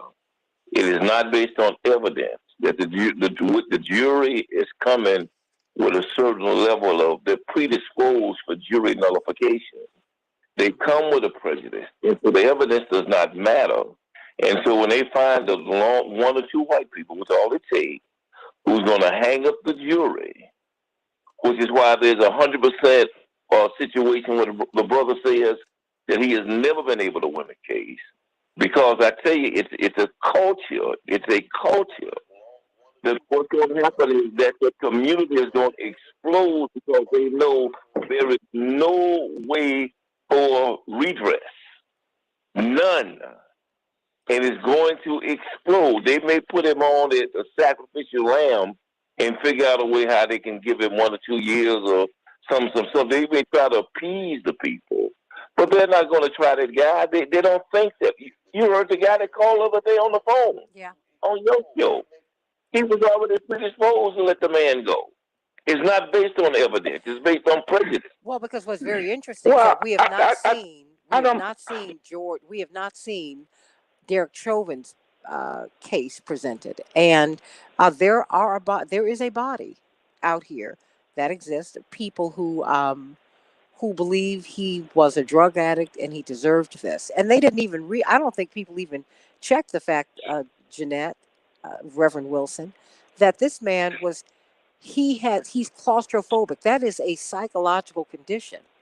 You couldn't put him in closed spaces, so he freaked out, as you would do when you are confronted with a phobia, with what triggers you. Let's see. part of the challenges in trying these cases. Oh, the jurors are not all, they are humans. They've read the paper, they've seen the news, and they have some opinions. Generally, however, they do listen to the testimony. They do try to figure out, because some of the testimony, we've not seen it in that detail like the jurors will. We're not there hearing the testimony, watching the tears and stuff. So it does have some impact on the decisions they make. The challenge you have is they get instructions from the judge as to what they're supposed to pay attention to, what they're not supposed to pay attention to. And remember, they're not taking notes. They're just sitting there listening to this body of stuff day after day. Can't even remember half of that stuff. And so they are forming opinions, and the question is, can the lawyers argue enough for one side or the other that will cause the jurors to say, wait a minute, this is an impossible situation. It's unfair. And so to have the diverse jury causes people to believe that there's a great possibility, given all of these police cases, given all of the outrage that you see, they will find him guilty. The question is, guilty of what? And if they don't, they're thinking, what happens if I don't? That's a lot of pressure Hold that thought on those few people. Hold on. Let me welcome Dr. Wolf. Dr. Wolf, how are you? Thanks for having me. Good to be here. Of course. We're all up on his segment because he's here every Thursday, but he's one of those brilliant minds I've ever encountered in my life. And even though coming he's back an in economist, 15. what he does, he is also a great observer of the world and of 10. people and our behaviors and on and on and on. And so I wanted him to weigh in on this because he's 5. talking about the boycotts in Georgia, but we will be doing that in the future. But we've got to talk about this case. Stay right here, everybody. This is the Santita Jackson Show. Hey, everybody. Welcome to the Santita Jackson Show. AM 950 Radio, Minneapolis, St. Paul, the voice of progressive Minnesota, WCPT in Chicago, the largest progressive talk radio station in the nation. Call us at 773-763-WCPT, 773-763-9278 as we discuss what you've seen thus far. And particularly, it seems to me that the testimonies in the Derek Chauvin case are more and more poignant by the day. We thought we were rocked by these young people, the children, the 9-year-old, the 17-year-old who's now 18, Darnella Frazier, who captured the video that has riveted us over the past year, just about. May 25th, 2020, Memorial Day. Wow. But now we see the young man who was working in Cup Foods, who says, if I had just not said anything about this $20 counterfeit bill, he was a nice guy. He feels some responsibility. Charles McMillan, who we saw, this 61-year-old man, we just saw him break down. He said, I feel helpless. I feel helpless. We saw that yesterday. And we also saw the body cam footage. We got a chance to literally almost ride, if you will, George Floyd's back. Before I get comments from the panel and, of course, you, let me start with you, Dr. Wolf. Because you've been observing this. Your thoughts. You're in New York. What do you make of all of this? Because Mr. Moss has been telling us that, it's an unreal amount of metal and steel all around these government buildings in advance of maybe an acquittal. What are your thoughts, Dr. Wolf?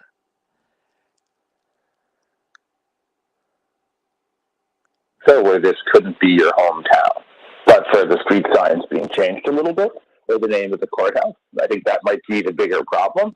And there's no city, no group of people who follow the recent experience of the country who knows this couldn't be another woman or another man's name on the docket in terms of the victim here, right?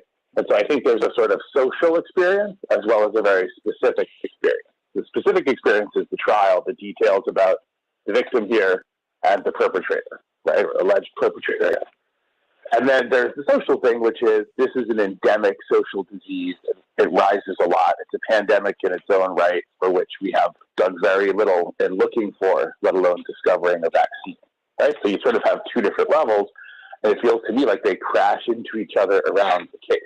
I don't want to be pessimistic, but there is no verdict that brings back this individual, that breathes life back into his body, and there's no verdict that undoes the social damage of all the George Floyd experiences that are unfortunately both in the past and if we're not changing really fast in the future, right? So I think that's kind of a thing you have to table set with. And then there's the details of the case. And the details of the case to me just seem like an outpouring of human anguish more than anything else. And I guess I should also mention that the African-American community in here looks like a community that's been very patient and is straining to remain so in the face of more public accounting on abuse. So that's what I'm struck with. Spike Moss, your thoughts? Yes, ma'am. I mean, because you have painted a picture. I can hear something in the background, and it's distracting to the radio audience as well. So if you would, thank you so much. Sound like a baby or something. Or scratching. Please stop. But please, your response, because I mean, I'm struck by the fact that that basically the city's been militarized and no one is communicating that. No, and they've been doing that. I mean, once you do tough talk, the governor said you better not go out on the freeway, so he's daring them. The police say you ain't gonna do what you did last time. So and so and so and so gonna happen. So you are actually daring young people who know this system does not stand for them. Now, what's rare in this state, and I don't know if you have the same problem, but we've never had a governor write anything to protect our rights as human beings, citizens under the Bill of Rights or Constitution. We've never had a Senate or the House do it. We've never had the state human rights do it, the state civil rights do it. We never had either mayor of the Twin Cities do it, or city council do it, or their civil rights do it. So the people know they're on their own. The two things that the sister and brother spoke just a few minutes ago, they were both correct. In our police department, even their insurance is paid for by the citizens. If you get so many cases, you can't take no more lawsuits. You lose your insurance. You lose your shield. But our state is paying for it. And everything he was saying about their protection, it is set up in layers to protect them. The dude that ran the police union had 31 to 32 charges. He has never been suspended, never been fired, never been charged, never been to court, never been to jail or prison.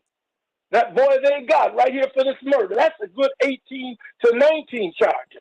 But just like Chicago, we have police officers with 50 to 60 violent charges, and they never lost a day. And as he says, the taxpayers pay for that 2-week vacation while they investigate. If there was any bail, that's our money. If there is a lawyer, that's our money. And at the end, we're only allowed to sue the tax. We're not allowed to sue those officers. And that's why I'm saying everybody was dead on point. But here we are now in zero out. So unlike the rest of the cities, we are in countdown. We are grieving. We are weeping in church instead of praying. And we are saddened and we are hurt because we're saying, here they go again, getting away with another murder.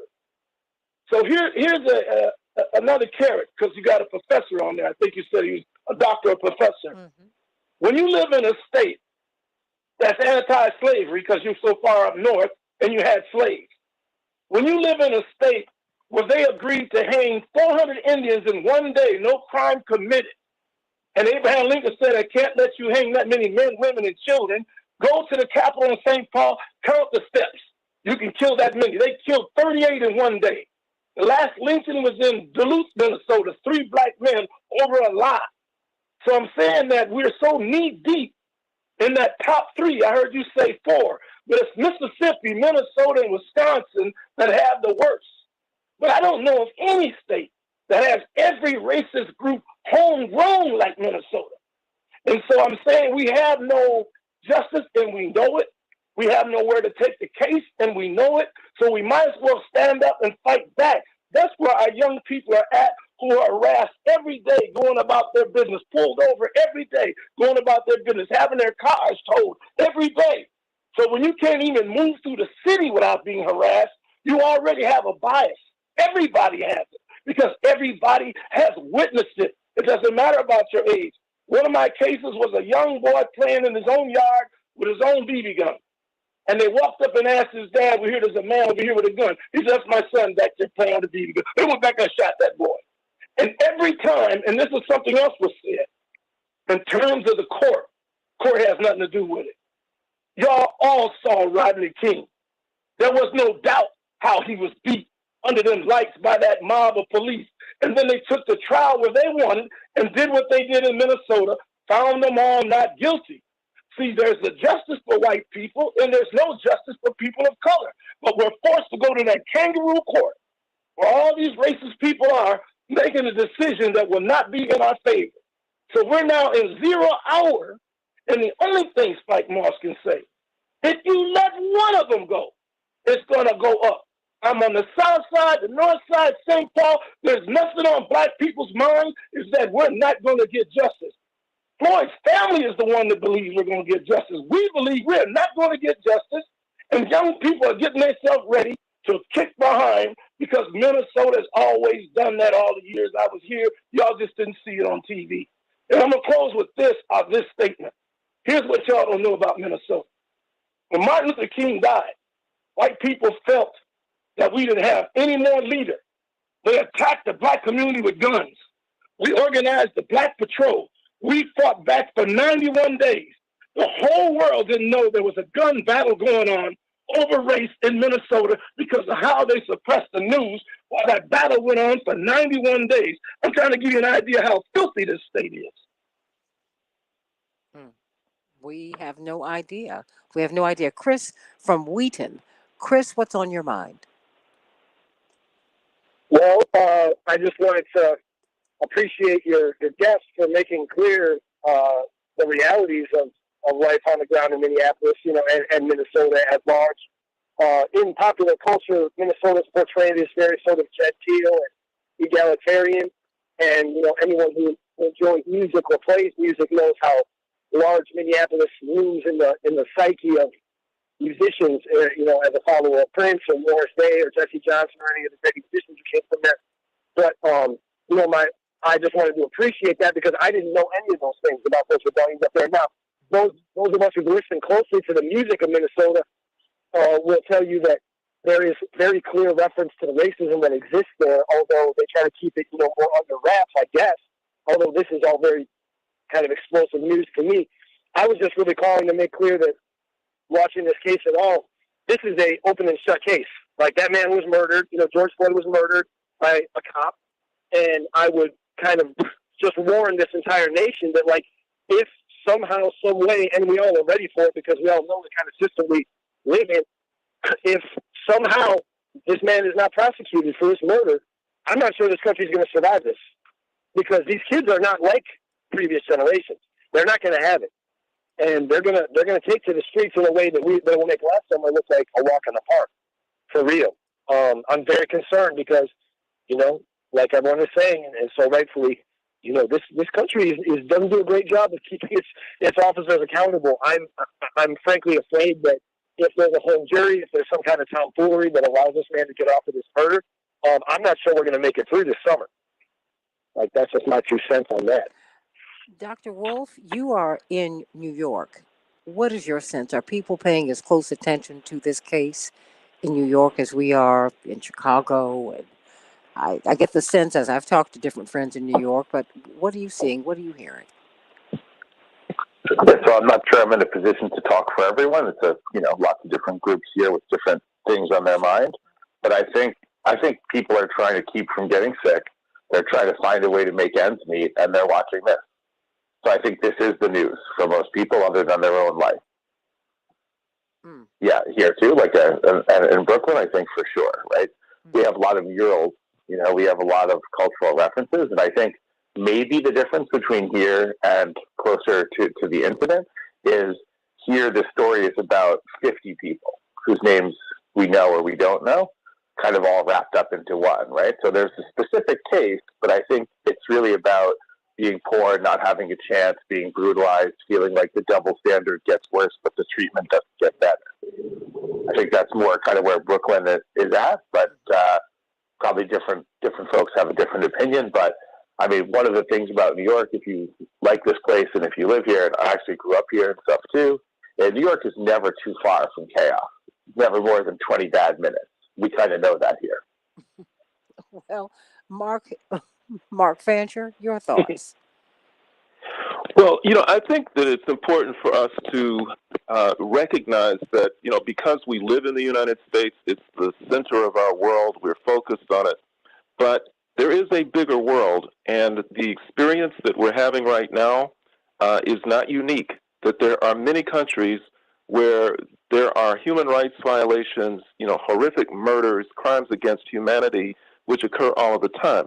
But one of the differences between what happens in many other countries and what happens here is that people are clearer about the fact that the system that runs them is not designed for them, and that the system itself needs to be dismantled, destroyed, and that they need revolution. And what they do in order to accomplish that is that they organize very, very carefully. They use strategy. They figure out the vulnerabilities of the regime or the government that oversees them, and they figure out ways to attack it so that they bring it down effectively so that they can replace it with something else. In this country, we have a presumption that the system is essentially good, but we have a lot of bad people who are running it, and that the solution is to elect people to take their place, which is completely incorrect. That whoever occupies those positions has to comply with the requirements of the system. And so our reaction is not to carefully analyze the system and to figure out how to bring it down. Our reaction is to just explode, to go out and to burn cities down and to do all kinds of things in a belief that after we do that, the system is going to respond and do better. But we know from experience now, after years of doing that our burning cities down, no matter how thoroughly we burn them, no matter how much destruction we inflict, no matter how much chaos we impose, the system regroups, it rebuilds, and it comes down on us harder. So my plea to all people who are concerned about this is that we think our way through this. That I understand what would drive people to want to go out and to burn a city down. I understand it. But if you're going to burn it down, do it strategically. Do it in a way that's going to result in the system crumbling and something else taking its place. And unfortunately, our community, particularly Black people, African people, have never been organized enough, have never had a plan that survives these crises and which is in play, even when we're not facing some type of a crisis like we're facing, where we're constantly organizing, constantly educating people, constantly analyzing the system so that we can deal with it in an effective way. And if we did that, we would recognize that it doesn't fall to just the Black people in Minnesota. It doesn't just fall to Black people in the United States, but this is a global project because no matter where African people are in the world, they're all running into and encountering the same thing. And they're dealing with a global system, a global imperialist system, capitalism, which is global, which has an interest in keeping us in the condition that we're in. Pam from the West Side, what's on your mind today, Pam? You've been a juror. Yes, I have, Santita, and it certainly wasn't on a criminal case. However, I know the thinking when you're on a jury of diverse people. And the first thing is that people bring their perspectives and their biases, right? And so we know that. So I can tell you that the foreman is first going to say, we must look at the facts only. Let's take the emotion out of it. That is what the foreman is going to say. Let's just look at the facts. And then we must be fair. And then it will come around to somehow that if George Floyd had just gotten in the vehicle, if he had just submitted at certain points, they will dissect, of course, the evidence, and they will dissect the video. If he had just complied at this moment, he would be alive.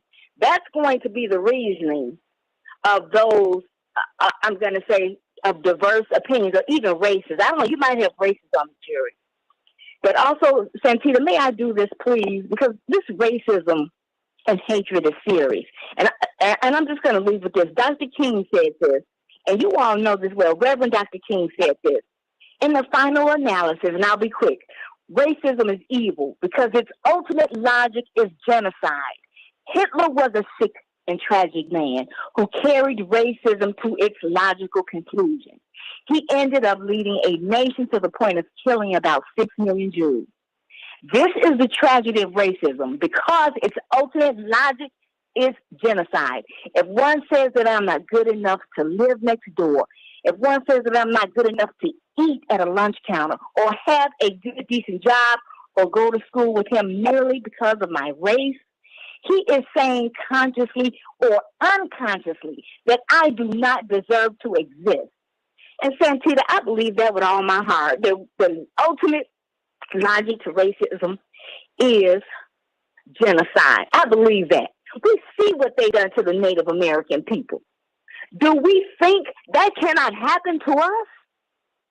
And I'm not promoting hating white people, Santita. That's not what it's about. But the good white people have to stand up and fight this battle too. Black people expend so much energy on trying to fight racism, long-term, short-term, day-to-day. See, I'm not the racist here.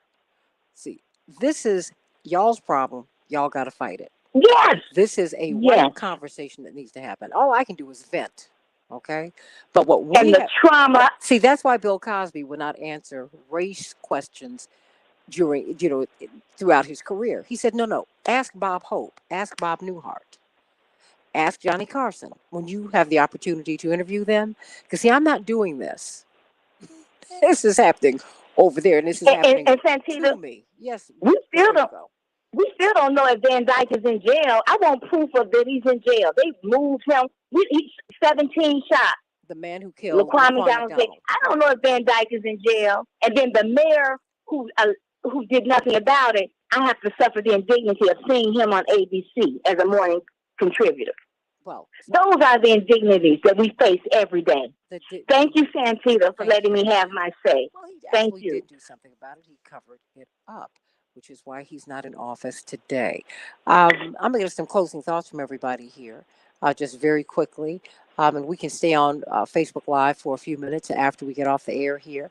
But I want to reserve the balance of the time, of course, the chunk of it, to Mr. Moss, because he has given us so much information. But about 30 seconds from you, Reverend Jeanette Wilson, Esquire, what should we be looking out for as we watch this trial? Well, I think as we watch the trial, we need to think of ourselves as jurors sitting there trying to figure out how do you bring justice in the midst of racism, white supremacy, people who have different thoughts.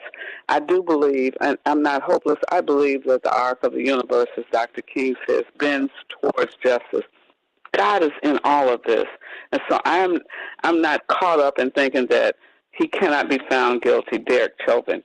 However, I believe that people must realize that these protests highlight your pain, but it does not change the condition about which causes the pain. And so we have to move swiftly to understand you have to make some changes in the laws that impact us. These police have immunity legislatively. That has to change, and it can change. And so we got to think about what we can do. I'm not hopeless. I don't believe that they're going to burn Minneapolis down. I do believe there's going to be pain on both sides. The supremacists are going to react no matter what. Our people are going to react. But we need to change the laws nationally. Okay. And that's an issue that we've not addressed. Attorney Fancher, a tight 30 seconds, please. Yes, I agree that God is in this, and one of the things that he's doing is he used the pain of George Floyd and the video record of it to let people know exactly what this is like. And right now, I think he's using these witnesses, the children, the elders, who are expressing their pain to let the world know the pain that we as a community feel. So we can continue to watch God reveal our pain, our community pain, through this horrific incident. He does wonderful things. And he does wonderful things. It makes a great case for reparations, I can tell you that. Dwight McKee, 30 seconds, your thoughts? Is that these people are not looking for redress now, they're looking for vengeance. And you're seeing these people who are operating in not just pain than anger. It's we act like that Minnesota is an aberration. Minnesota is the home of the Vikings. These are Scandinavians who came over, many of them as Aryans, who already was predisposed to racism and hate. And so these people are living in the middle of that, and they're really tired. And if you listen to the brother talk, he's trying to tell everybody they have had all that they can stand. What they are feeling. That's why Spike Moss has been with us today. 30 seconds. Max Wolf, Dr. Wolf. Yeah, I think my perspective on this might be a little warped because I'm an economist and I'm not that complicated of a thinker. So, the world looks like a nail to a guy who only has a hammer. But to me, the social and economic decision to put tens of millions and more growing fast people in an impossible, unlivable situation every day, all day, of indignity kind of coming fast and hard, and then militarize a small number of people to suppress the anger and injustice of all that just constantly erupts. And it breaks along with social themes, but it breaks down. And if we don't want that, we have to think about some bigger changes and more opportunity and doing things about jobs and incomes as well as bias and brutality. Spike Moss, the final 60 seconds belong to you. Yeah, I would hope that they understand I'm not speaking about their position from their city. I'm speaking from the hopelessness of my city. I'm speaking from the only city that has now had 9 rebellions because there's been no justice. But I also want to say this because it's important. There is a pandemic. Systemic racism is another pandemic.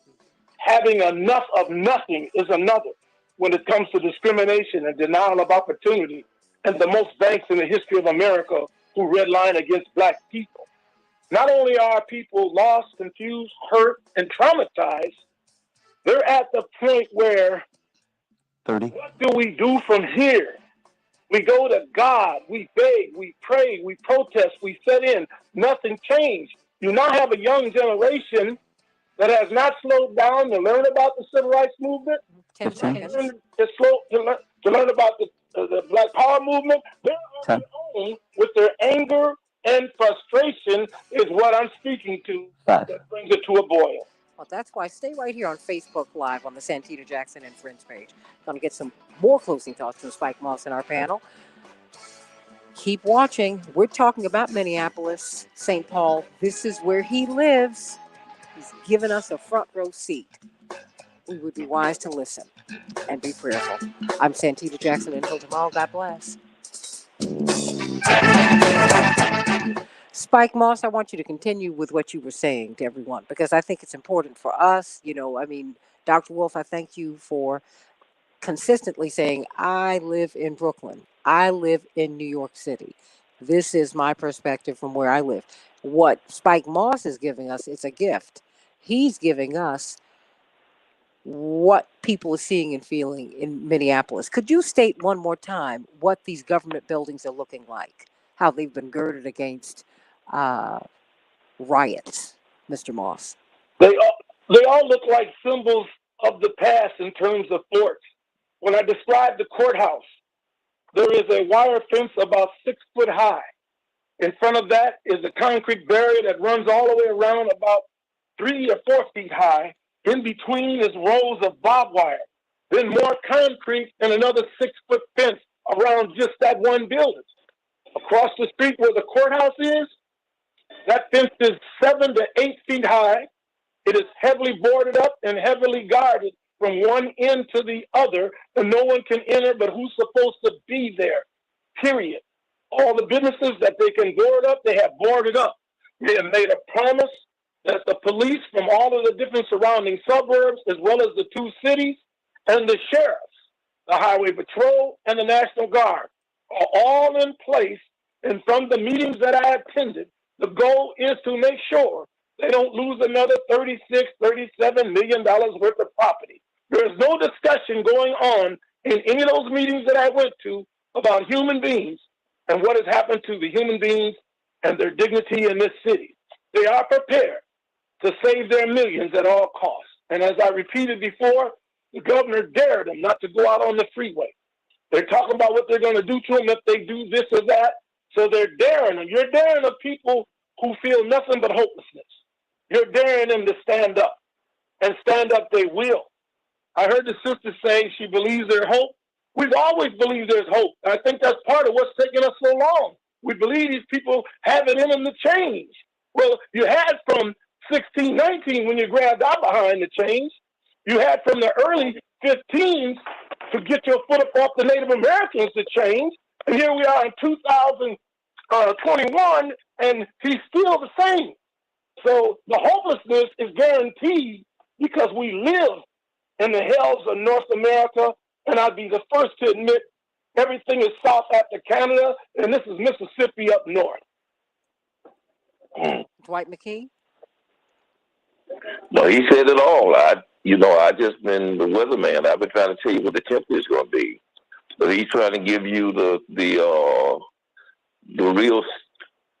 reality of what we're dealing with. And we keep trying to impose a civil rights solution on a case that there's no civil rights solution for, and the people are going to rebel. And these kids are not our kids. These kids are not us. This is not a Dr. King generation. This is a Tupac generation. They think differently, and they're all armed, and they have less regard for life than all those who came out the church. They don't think that way. They're going to fight. They are a Panther generation. And my fear, my hope is that things work out. My hope is he's found guilty of murder. My hope is, I pray that happens. But if it does not happen, there's going to be a consequence to pay.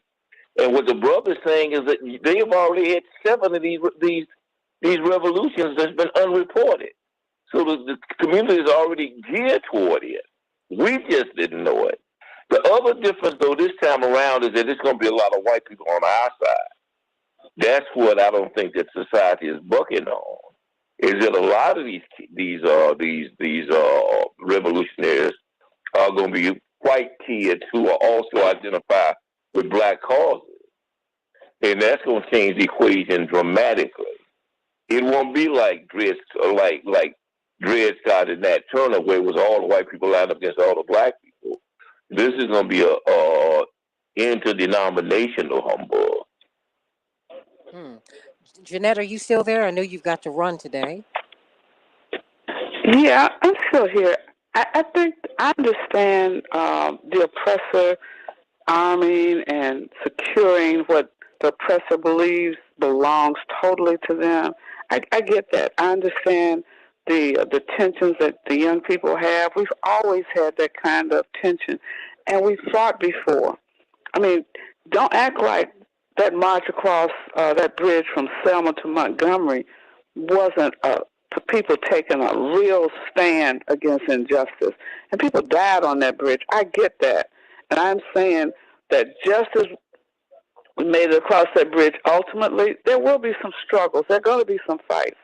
And I'm not naive. We've done that here and all across America. These young people are following the tradition of unrest across the years. We've been on this journey. I mean, I look at the Trail of Tears, so I understand that, but I'm saying that sometimes there is this kairos moment in the universe where God aligns all of the forces and he's putting together this plan for us to see the level of injustice. These same young people thought things had changed. They really believed that, they didn't have to, civil rights was there. We don't have to march anymore. And then the marches came. Women thought they had achieved voting rights, so they didn't have to do anything else. I'm saying to you, it's a different climate, not just the young people who are upset. People are ready for a really revolution and a real change in America today. And it's coming, and it's going to change a lot of things legislatively, both at the state and the federal level. I do believe that God is in all of this. And if you believe in God, it doesn't matter what other people believe. It's what God will do through us. And so I'm not weary in well-doing, and I'm not giving up thinking that the whole world's going to be on fire. This is not the end of things. It is the beginning of a radical change in what happens in America. No longer people are going to sit back and watch children and mostly young black men gunned down on the streets by the police. On the other hand, all this community violence also has to be addressed. And so I think we're moving in a different space now, and things are going to change. Okay. Well, That's why I believe in Resurrection Sunday. We're going to resurrect our hopes, we resurrect our values, and resurrect our lazy butts and get up and act. Well, I hear you, and I think that you're right, but I think we're more than lazy. I think that we've been lulled into a false sense of comfort, and we're being Absolutely. roused from that. I want to get some closing thoughts from everybody here, though. Dr. Wolf, your sense of things, because one of the things that you're doing, you and I do work together, and we're going to be talking about that going forward. You are in really the financial space, and you're looking at inclusion.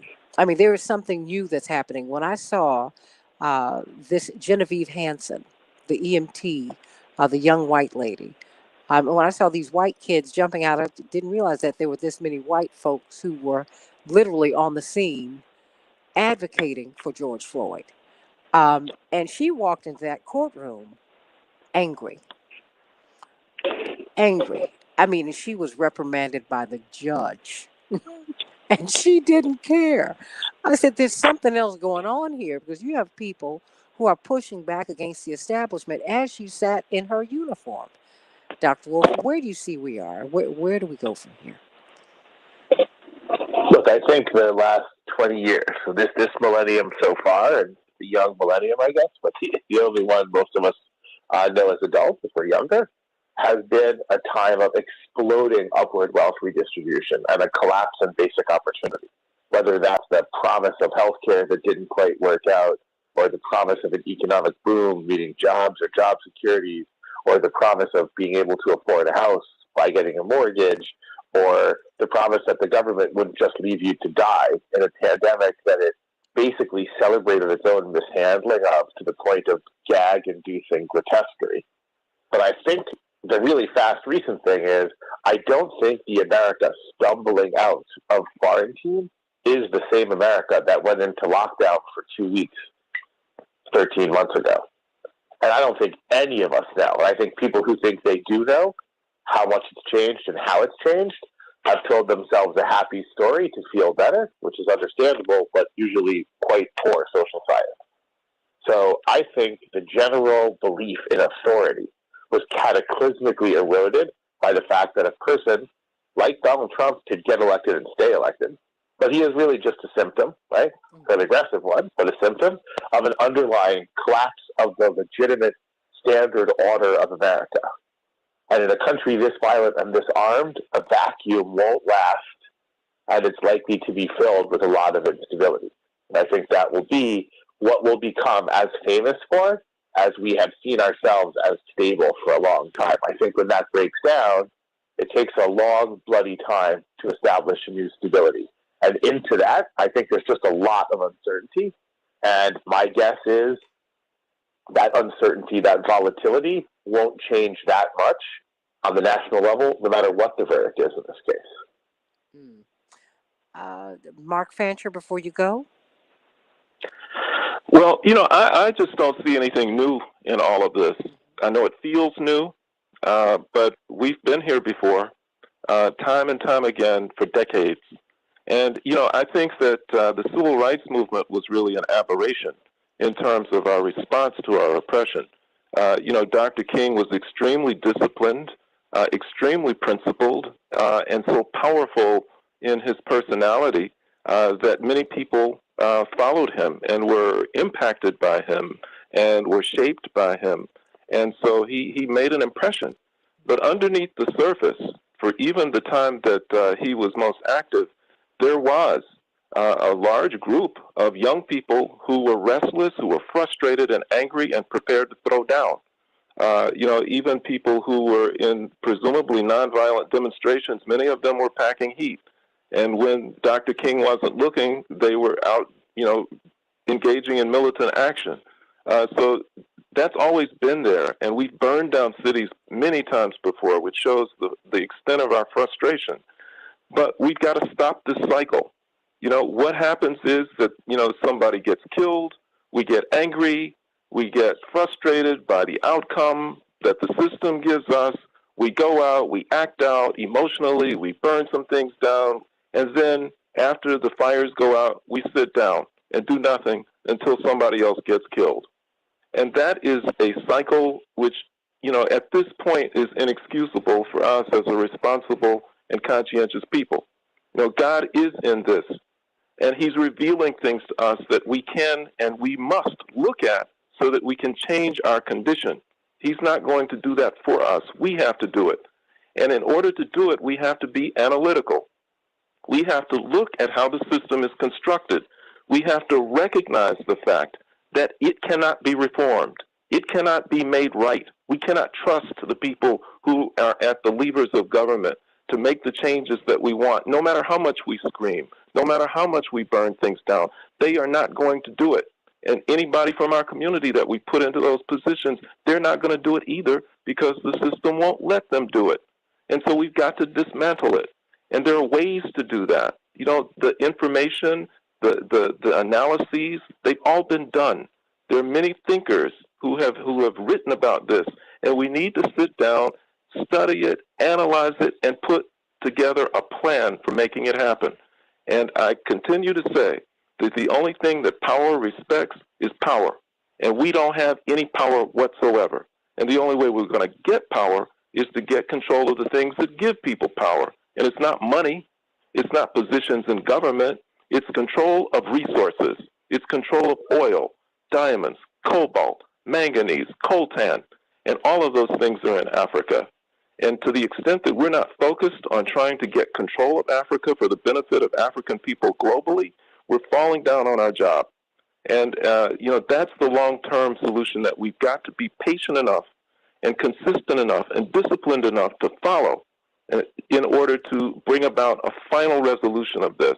Because otherwise we're going to continue to be locked in this cycle until Africa is completely liberated, until the resources of Africa are in the hands of African people globally, so that those resources and that power and influence can be brought to bear in situations like this.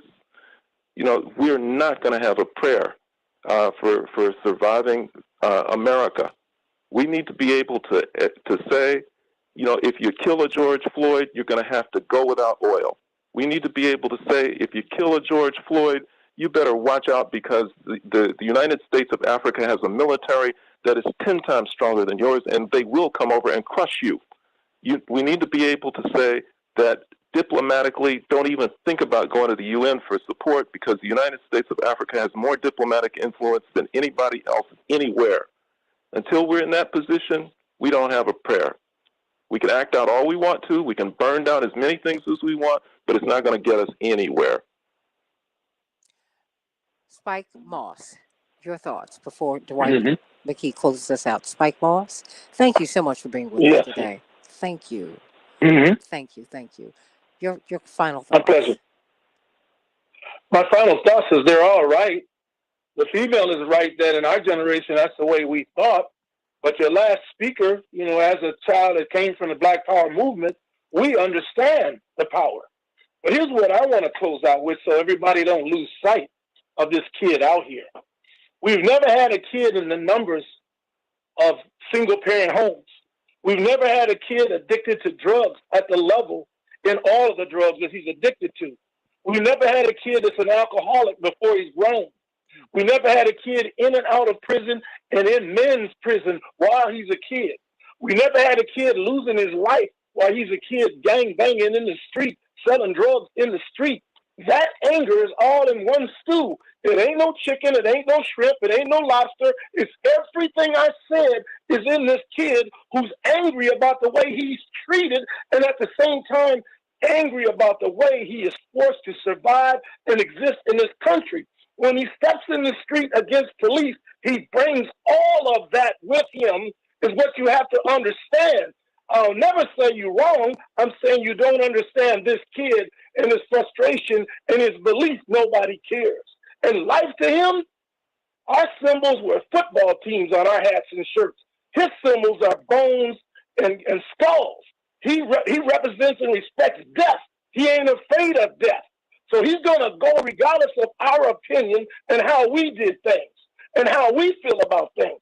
He's going on his own heart and his own suffering and his own challenges, and he has more challenge than this epidemic. If anybody knows me in Chicago, I am that same Spike Moss that created the National Peace and Justice Gang Summits that went across this country to get as many of our children out of gangs. I even did one in Chicago. I understand where these kids are at. I went into 3 prisons a week. For 39 years, I went into prisons locally and nationally, state and federal, where our parents are gone home and our children are in those cells. This kid is mad at life itself. He's going to be the one leading this rebellion. And in closing, let me say this about what you said about white people. When we struck out in Minnesota this last time, white people struck out all across the state who agreed with us. They weren't just in the streets in Minnesota. They rebelled in almost every corner of Minnesota. Will they be enough is the question. But the last gentleman, he hit on something I've been fighting about all my life, because I came from the Black Power movement. Until we get that power to move, we will never get out from under his oppression. And until we get sovereignty, we will never get out from under his oppression. He came here bringing hell, and he's going to leave here bringing hell. Dwight McKee, I'm sorry. I'd forgotten that you were still here. Dwight, your thoughts, and then we will get ready and go. I just want to add one caveat to that, is because I want y'all to really understand, because like Spike, I deal with these kids every day, is that the difference between what we did in the 60s, we burned out our own community in the 60s. These kids are going downtown, and they're going to burn down downtown. And when white people democratize the pain, and white people feel as insecure as we do, then you're going to start seeing some real legislative change. These white people have been indemnified all of these years because they've watched us burn down our community. They've watched us shoot each other. In Chicago last week, they shot a policeman every week for the last month in Chicago. These kids are going to democratize the pain. They're going to go right downtown to in Chicago to the Gold Coast, downtown Minnesota, downtown LA, and they're going to say, okay, we all going to crash together. And then you're going to see these Republicans and these reactionaries sit down and say, oh, no, this is a different day. These people ain't playing. We need to make real legitimate change. This change coming, but it's going to be a hard situation to bear and to watch, because they're going to democratize this pain. Mr. Moss? I agree. Oh, I'm sorry. Oh, I'm sorry. No. I thought I want to make sure. Yeah, I was just going to. Yes. I agree. I agree with Dwight, but I'm a little bit more cynical. The way that I see the system working is that when the system is hit in a way that makes the oppressor feel the pain, that the response is not to figure out a way to give power to the oppressed who are rising up, but it's an attempt to try and appease the oppressed, so that yes, they may make some changes, but it'll be just enough to get us to sit down, but it will not result in our liberation. It will not result in the justice that we seek. And I think we're never going to get that. Hold on. Through the legislative processes. Okay. I think that the economic movement matters, and it does bring change. That's what happened with the end of apartheid in South Africa. It was not until we hit them economically and stopped the flow of resources did they really respond and say, oh, they're serious. I look at Georgia and this whole voter suppression laws. Once you hit these corporations with our economic boycotts, things change because people in power don't want to lose the resources. You talked about it's a capitalistic world. It is. So you have to hit the capital. Reverend Jackson has consistently said this phase of the movement, the fourth stage, is economic. And we have to focus economically. We have the right to vote. We have to use that right. But we have dollars. We spend our money aimlessly. We do not leverage our power. Someone said earlier, we don't have power. We have power. We have more voting power than any other ethnic group in this country. We have extreme large amounts of economic power that we have not used strategically in some time. When we started Operation Breadbasket, Operation Push the White, you know this. It was the economic leverage that changed things, that opened up opportunities. We have to use that leverage now to change the system, in addition to the political leverage that we have. And I can't just keep impressing upon, we have the possibility of change. We have the ability. These young, I've represented young gangbangers. I was a part of those convening of gangs across the country, went to Kansas City for the gang summit. I've represented young men mostly who were charged with drug trafficking crimes, drug dealing crimes. And the only thing they were dealing with was economics, basically. They were not born murderers. They're trying to figure out how to make more than some minimum wage job that couldn't take care of their mothers and their sisters and brothers. So I get it. We have to talk about, as elders, we've been where they are in different ways, different cities, but nothing's new under the sun, and we have to act like we have some wisdom, and we can share the wisdom with those who have the energy and whose challenge it is to fight this fight. That's my opinion, and I'm sticking to it. South Africa is a perfect example of what I'm talking about, because that's an incomplete revolution. You know, if you look at South Africa, the major corporations which dominate the economy and the resources of South Africa have been there for generations, and they were not about to surrender all of the gold and all of the valuable mineral wealth of South Africa. They were not about to leave that alone. And so when people started rising up in South Africa and threatened to take it, what they did is they appeased them. They gave them the opportunity to vote. They gave them the opportunity to elect Nelson Mandela, but they held on to the wealth, and they still have it. And the economic conditions of black people in South Africa has not changed significantly. Soweto and the various slums around Johannesburg and other places are just as bad as they always were. The conditions in some cases are worse. And, you know, I love Nelson Mandela, but one thing that I've never understood is why, you know, if the reports are correct, he stopped the movement from going ahead and trying to take over the economic wealth of South Africa and settled only for an end to political apartheid as opposed to economic. So revolution is what's required, you know, fundamental, involving economics, social, and political. And you're making a great point. We're going to have that really broaden this conversation and deepen it as we go forward, because indeed you're right. Mugabe, who was vilified in the West, was lionized in Africa because he held on to land. He said, part of my negotiation, as we go from Rhodesia to Zimbabwe, I want my land back. That's why he's hated here, because underneath that land is the gold, all of the minerals, all the oil, all that is there. And that is exactly why he's beloved in Africa. And that's why, I think that these other legacies are more complicated, because that is, it really is about your power, which is why Reverend Jackson started going to Africa in 70 or 71 or 72, was it, Dwight, with the Talberts in Liberia, and even arranged for us to have dual citizenship. And, I talked to you, Jeanette, but Dwight was he and Aline Walker were the two youngest founding board members of Operation Push, out of Operation Breadbasket. So they saw that in real time as they came here. So, all of that is very important.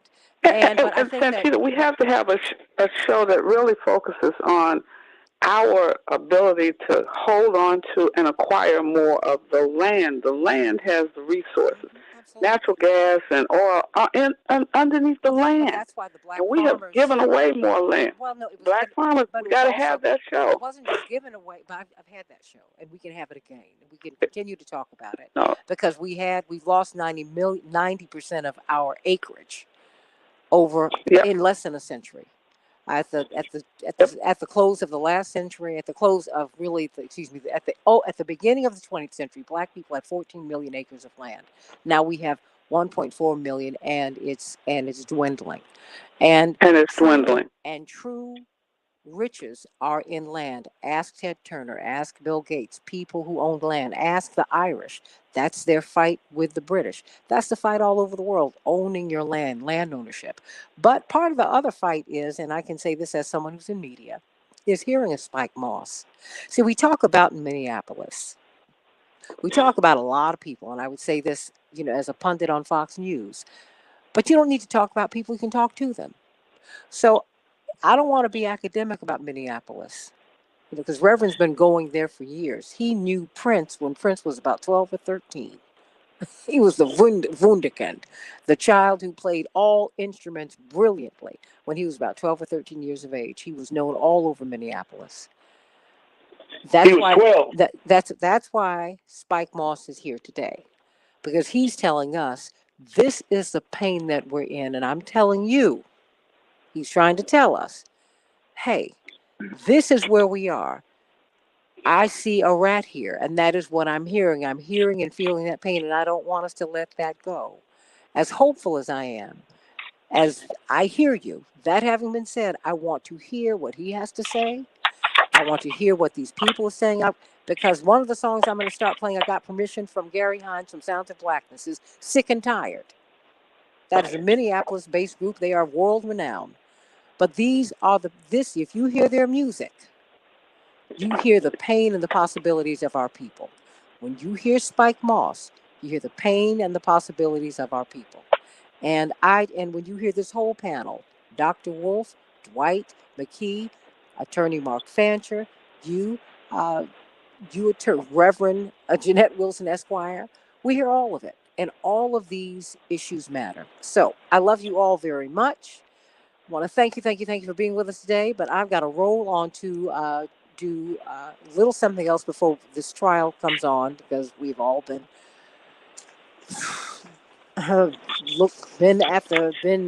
really watching this, and I've had to report on it because of my connection to 950 radio. So I love you all, and I want to thank you so much for giving us extra time today. And thank you, for jumping all over Dr. Wolf's segment. But, here we are. I love you all so much. I'm going to let you go. And Spike Moss, I can't wait to have you back on and, give everyone, Reverend McAfee and everybody, our love up in Minneapolis, St. Paul. I sure will. God bless you. God bless you. Thank you, Dr. Wolf, All right. Reverend Wilson, Attorney Fancher, Dwight McKee. Love you all. And Jeanette, stop all that scratching in the background. We isolated. We know it's you. Love you, everybody. Have a great one. Oh, my God. Have a great day. Bye-bye.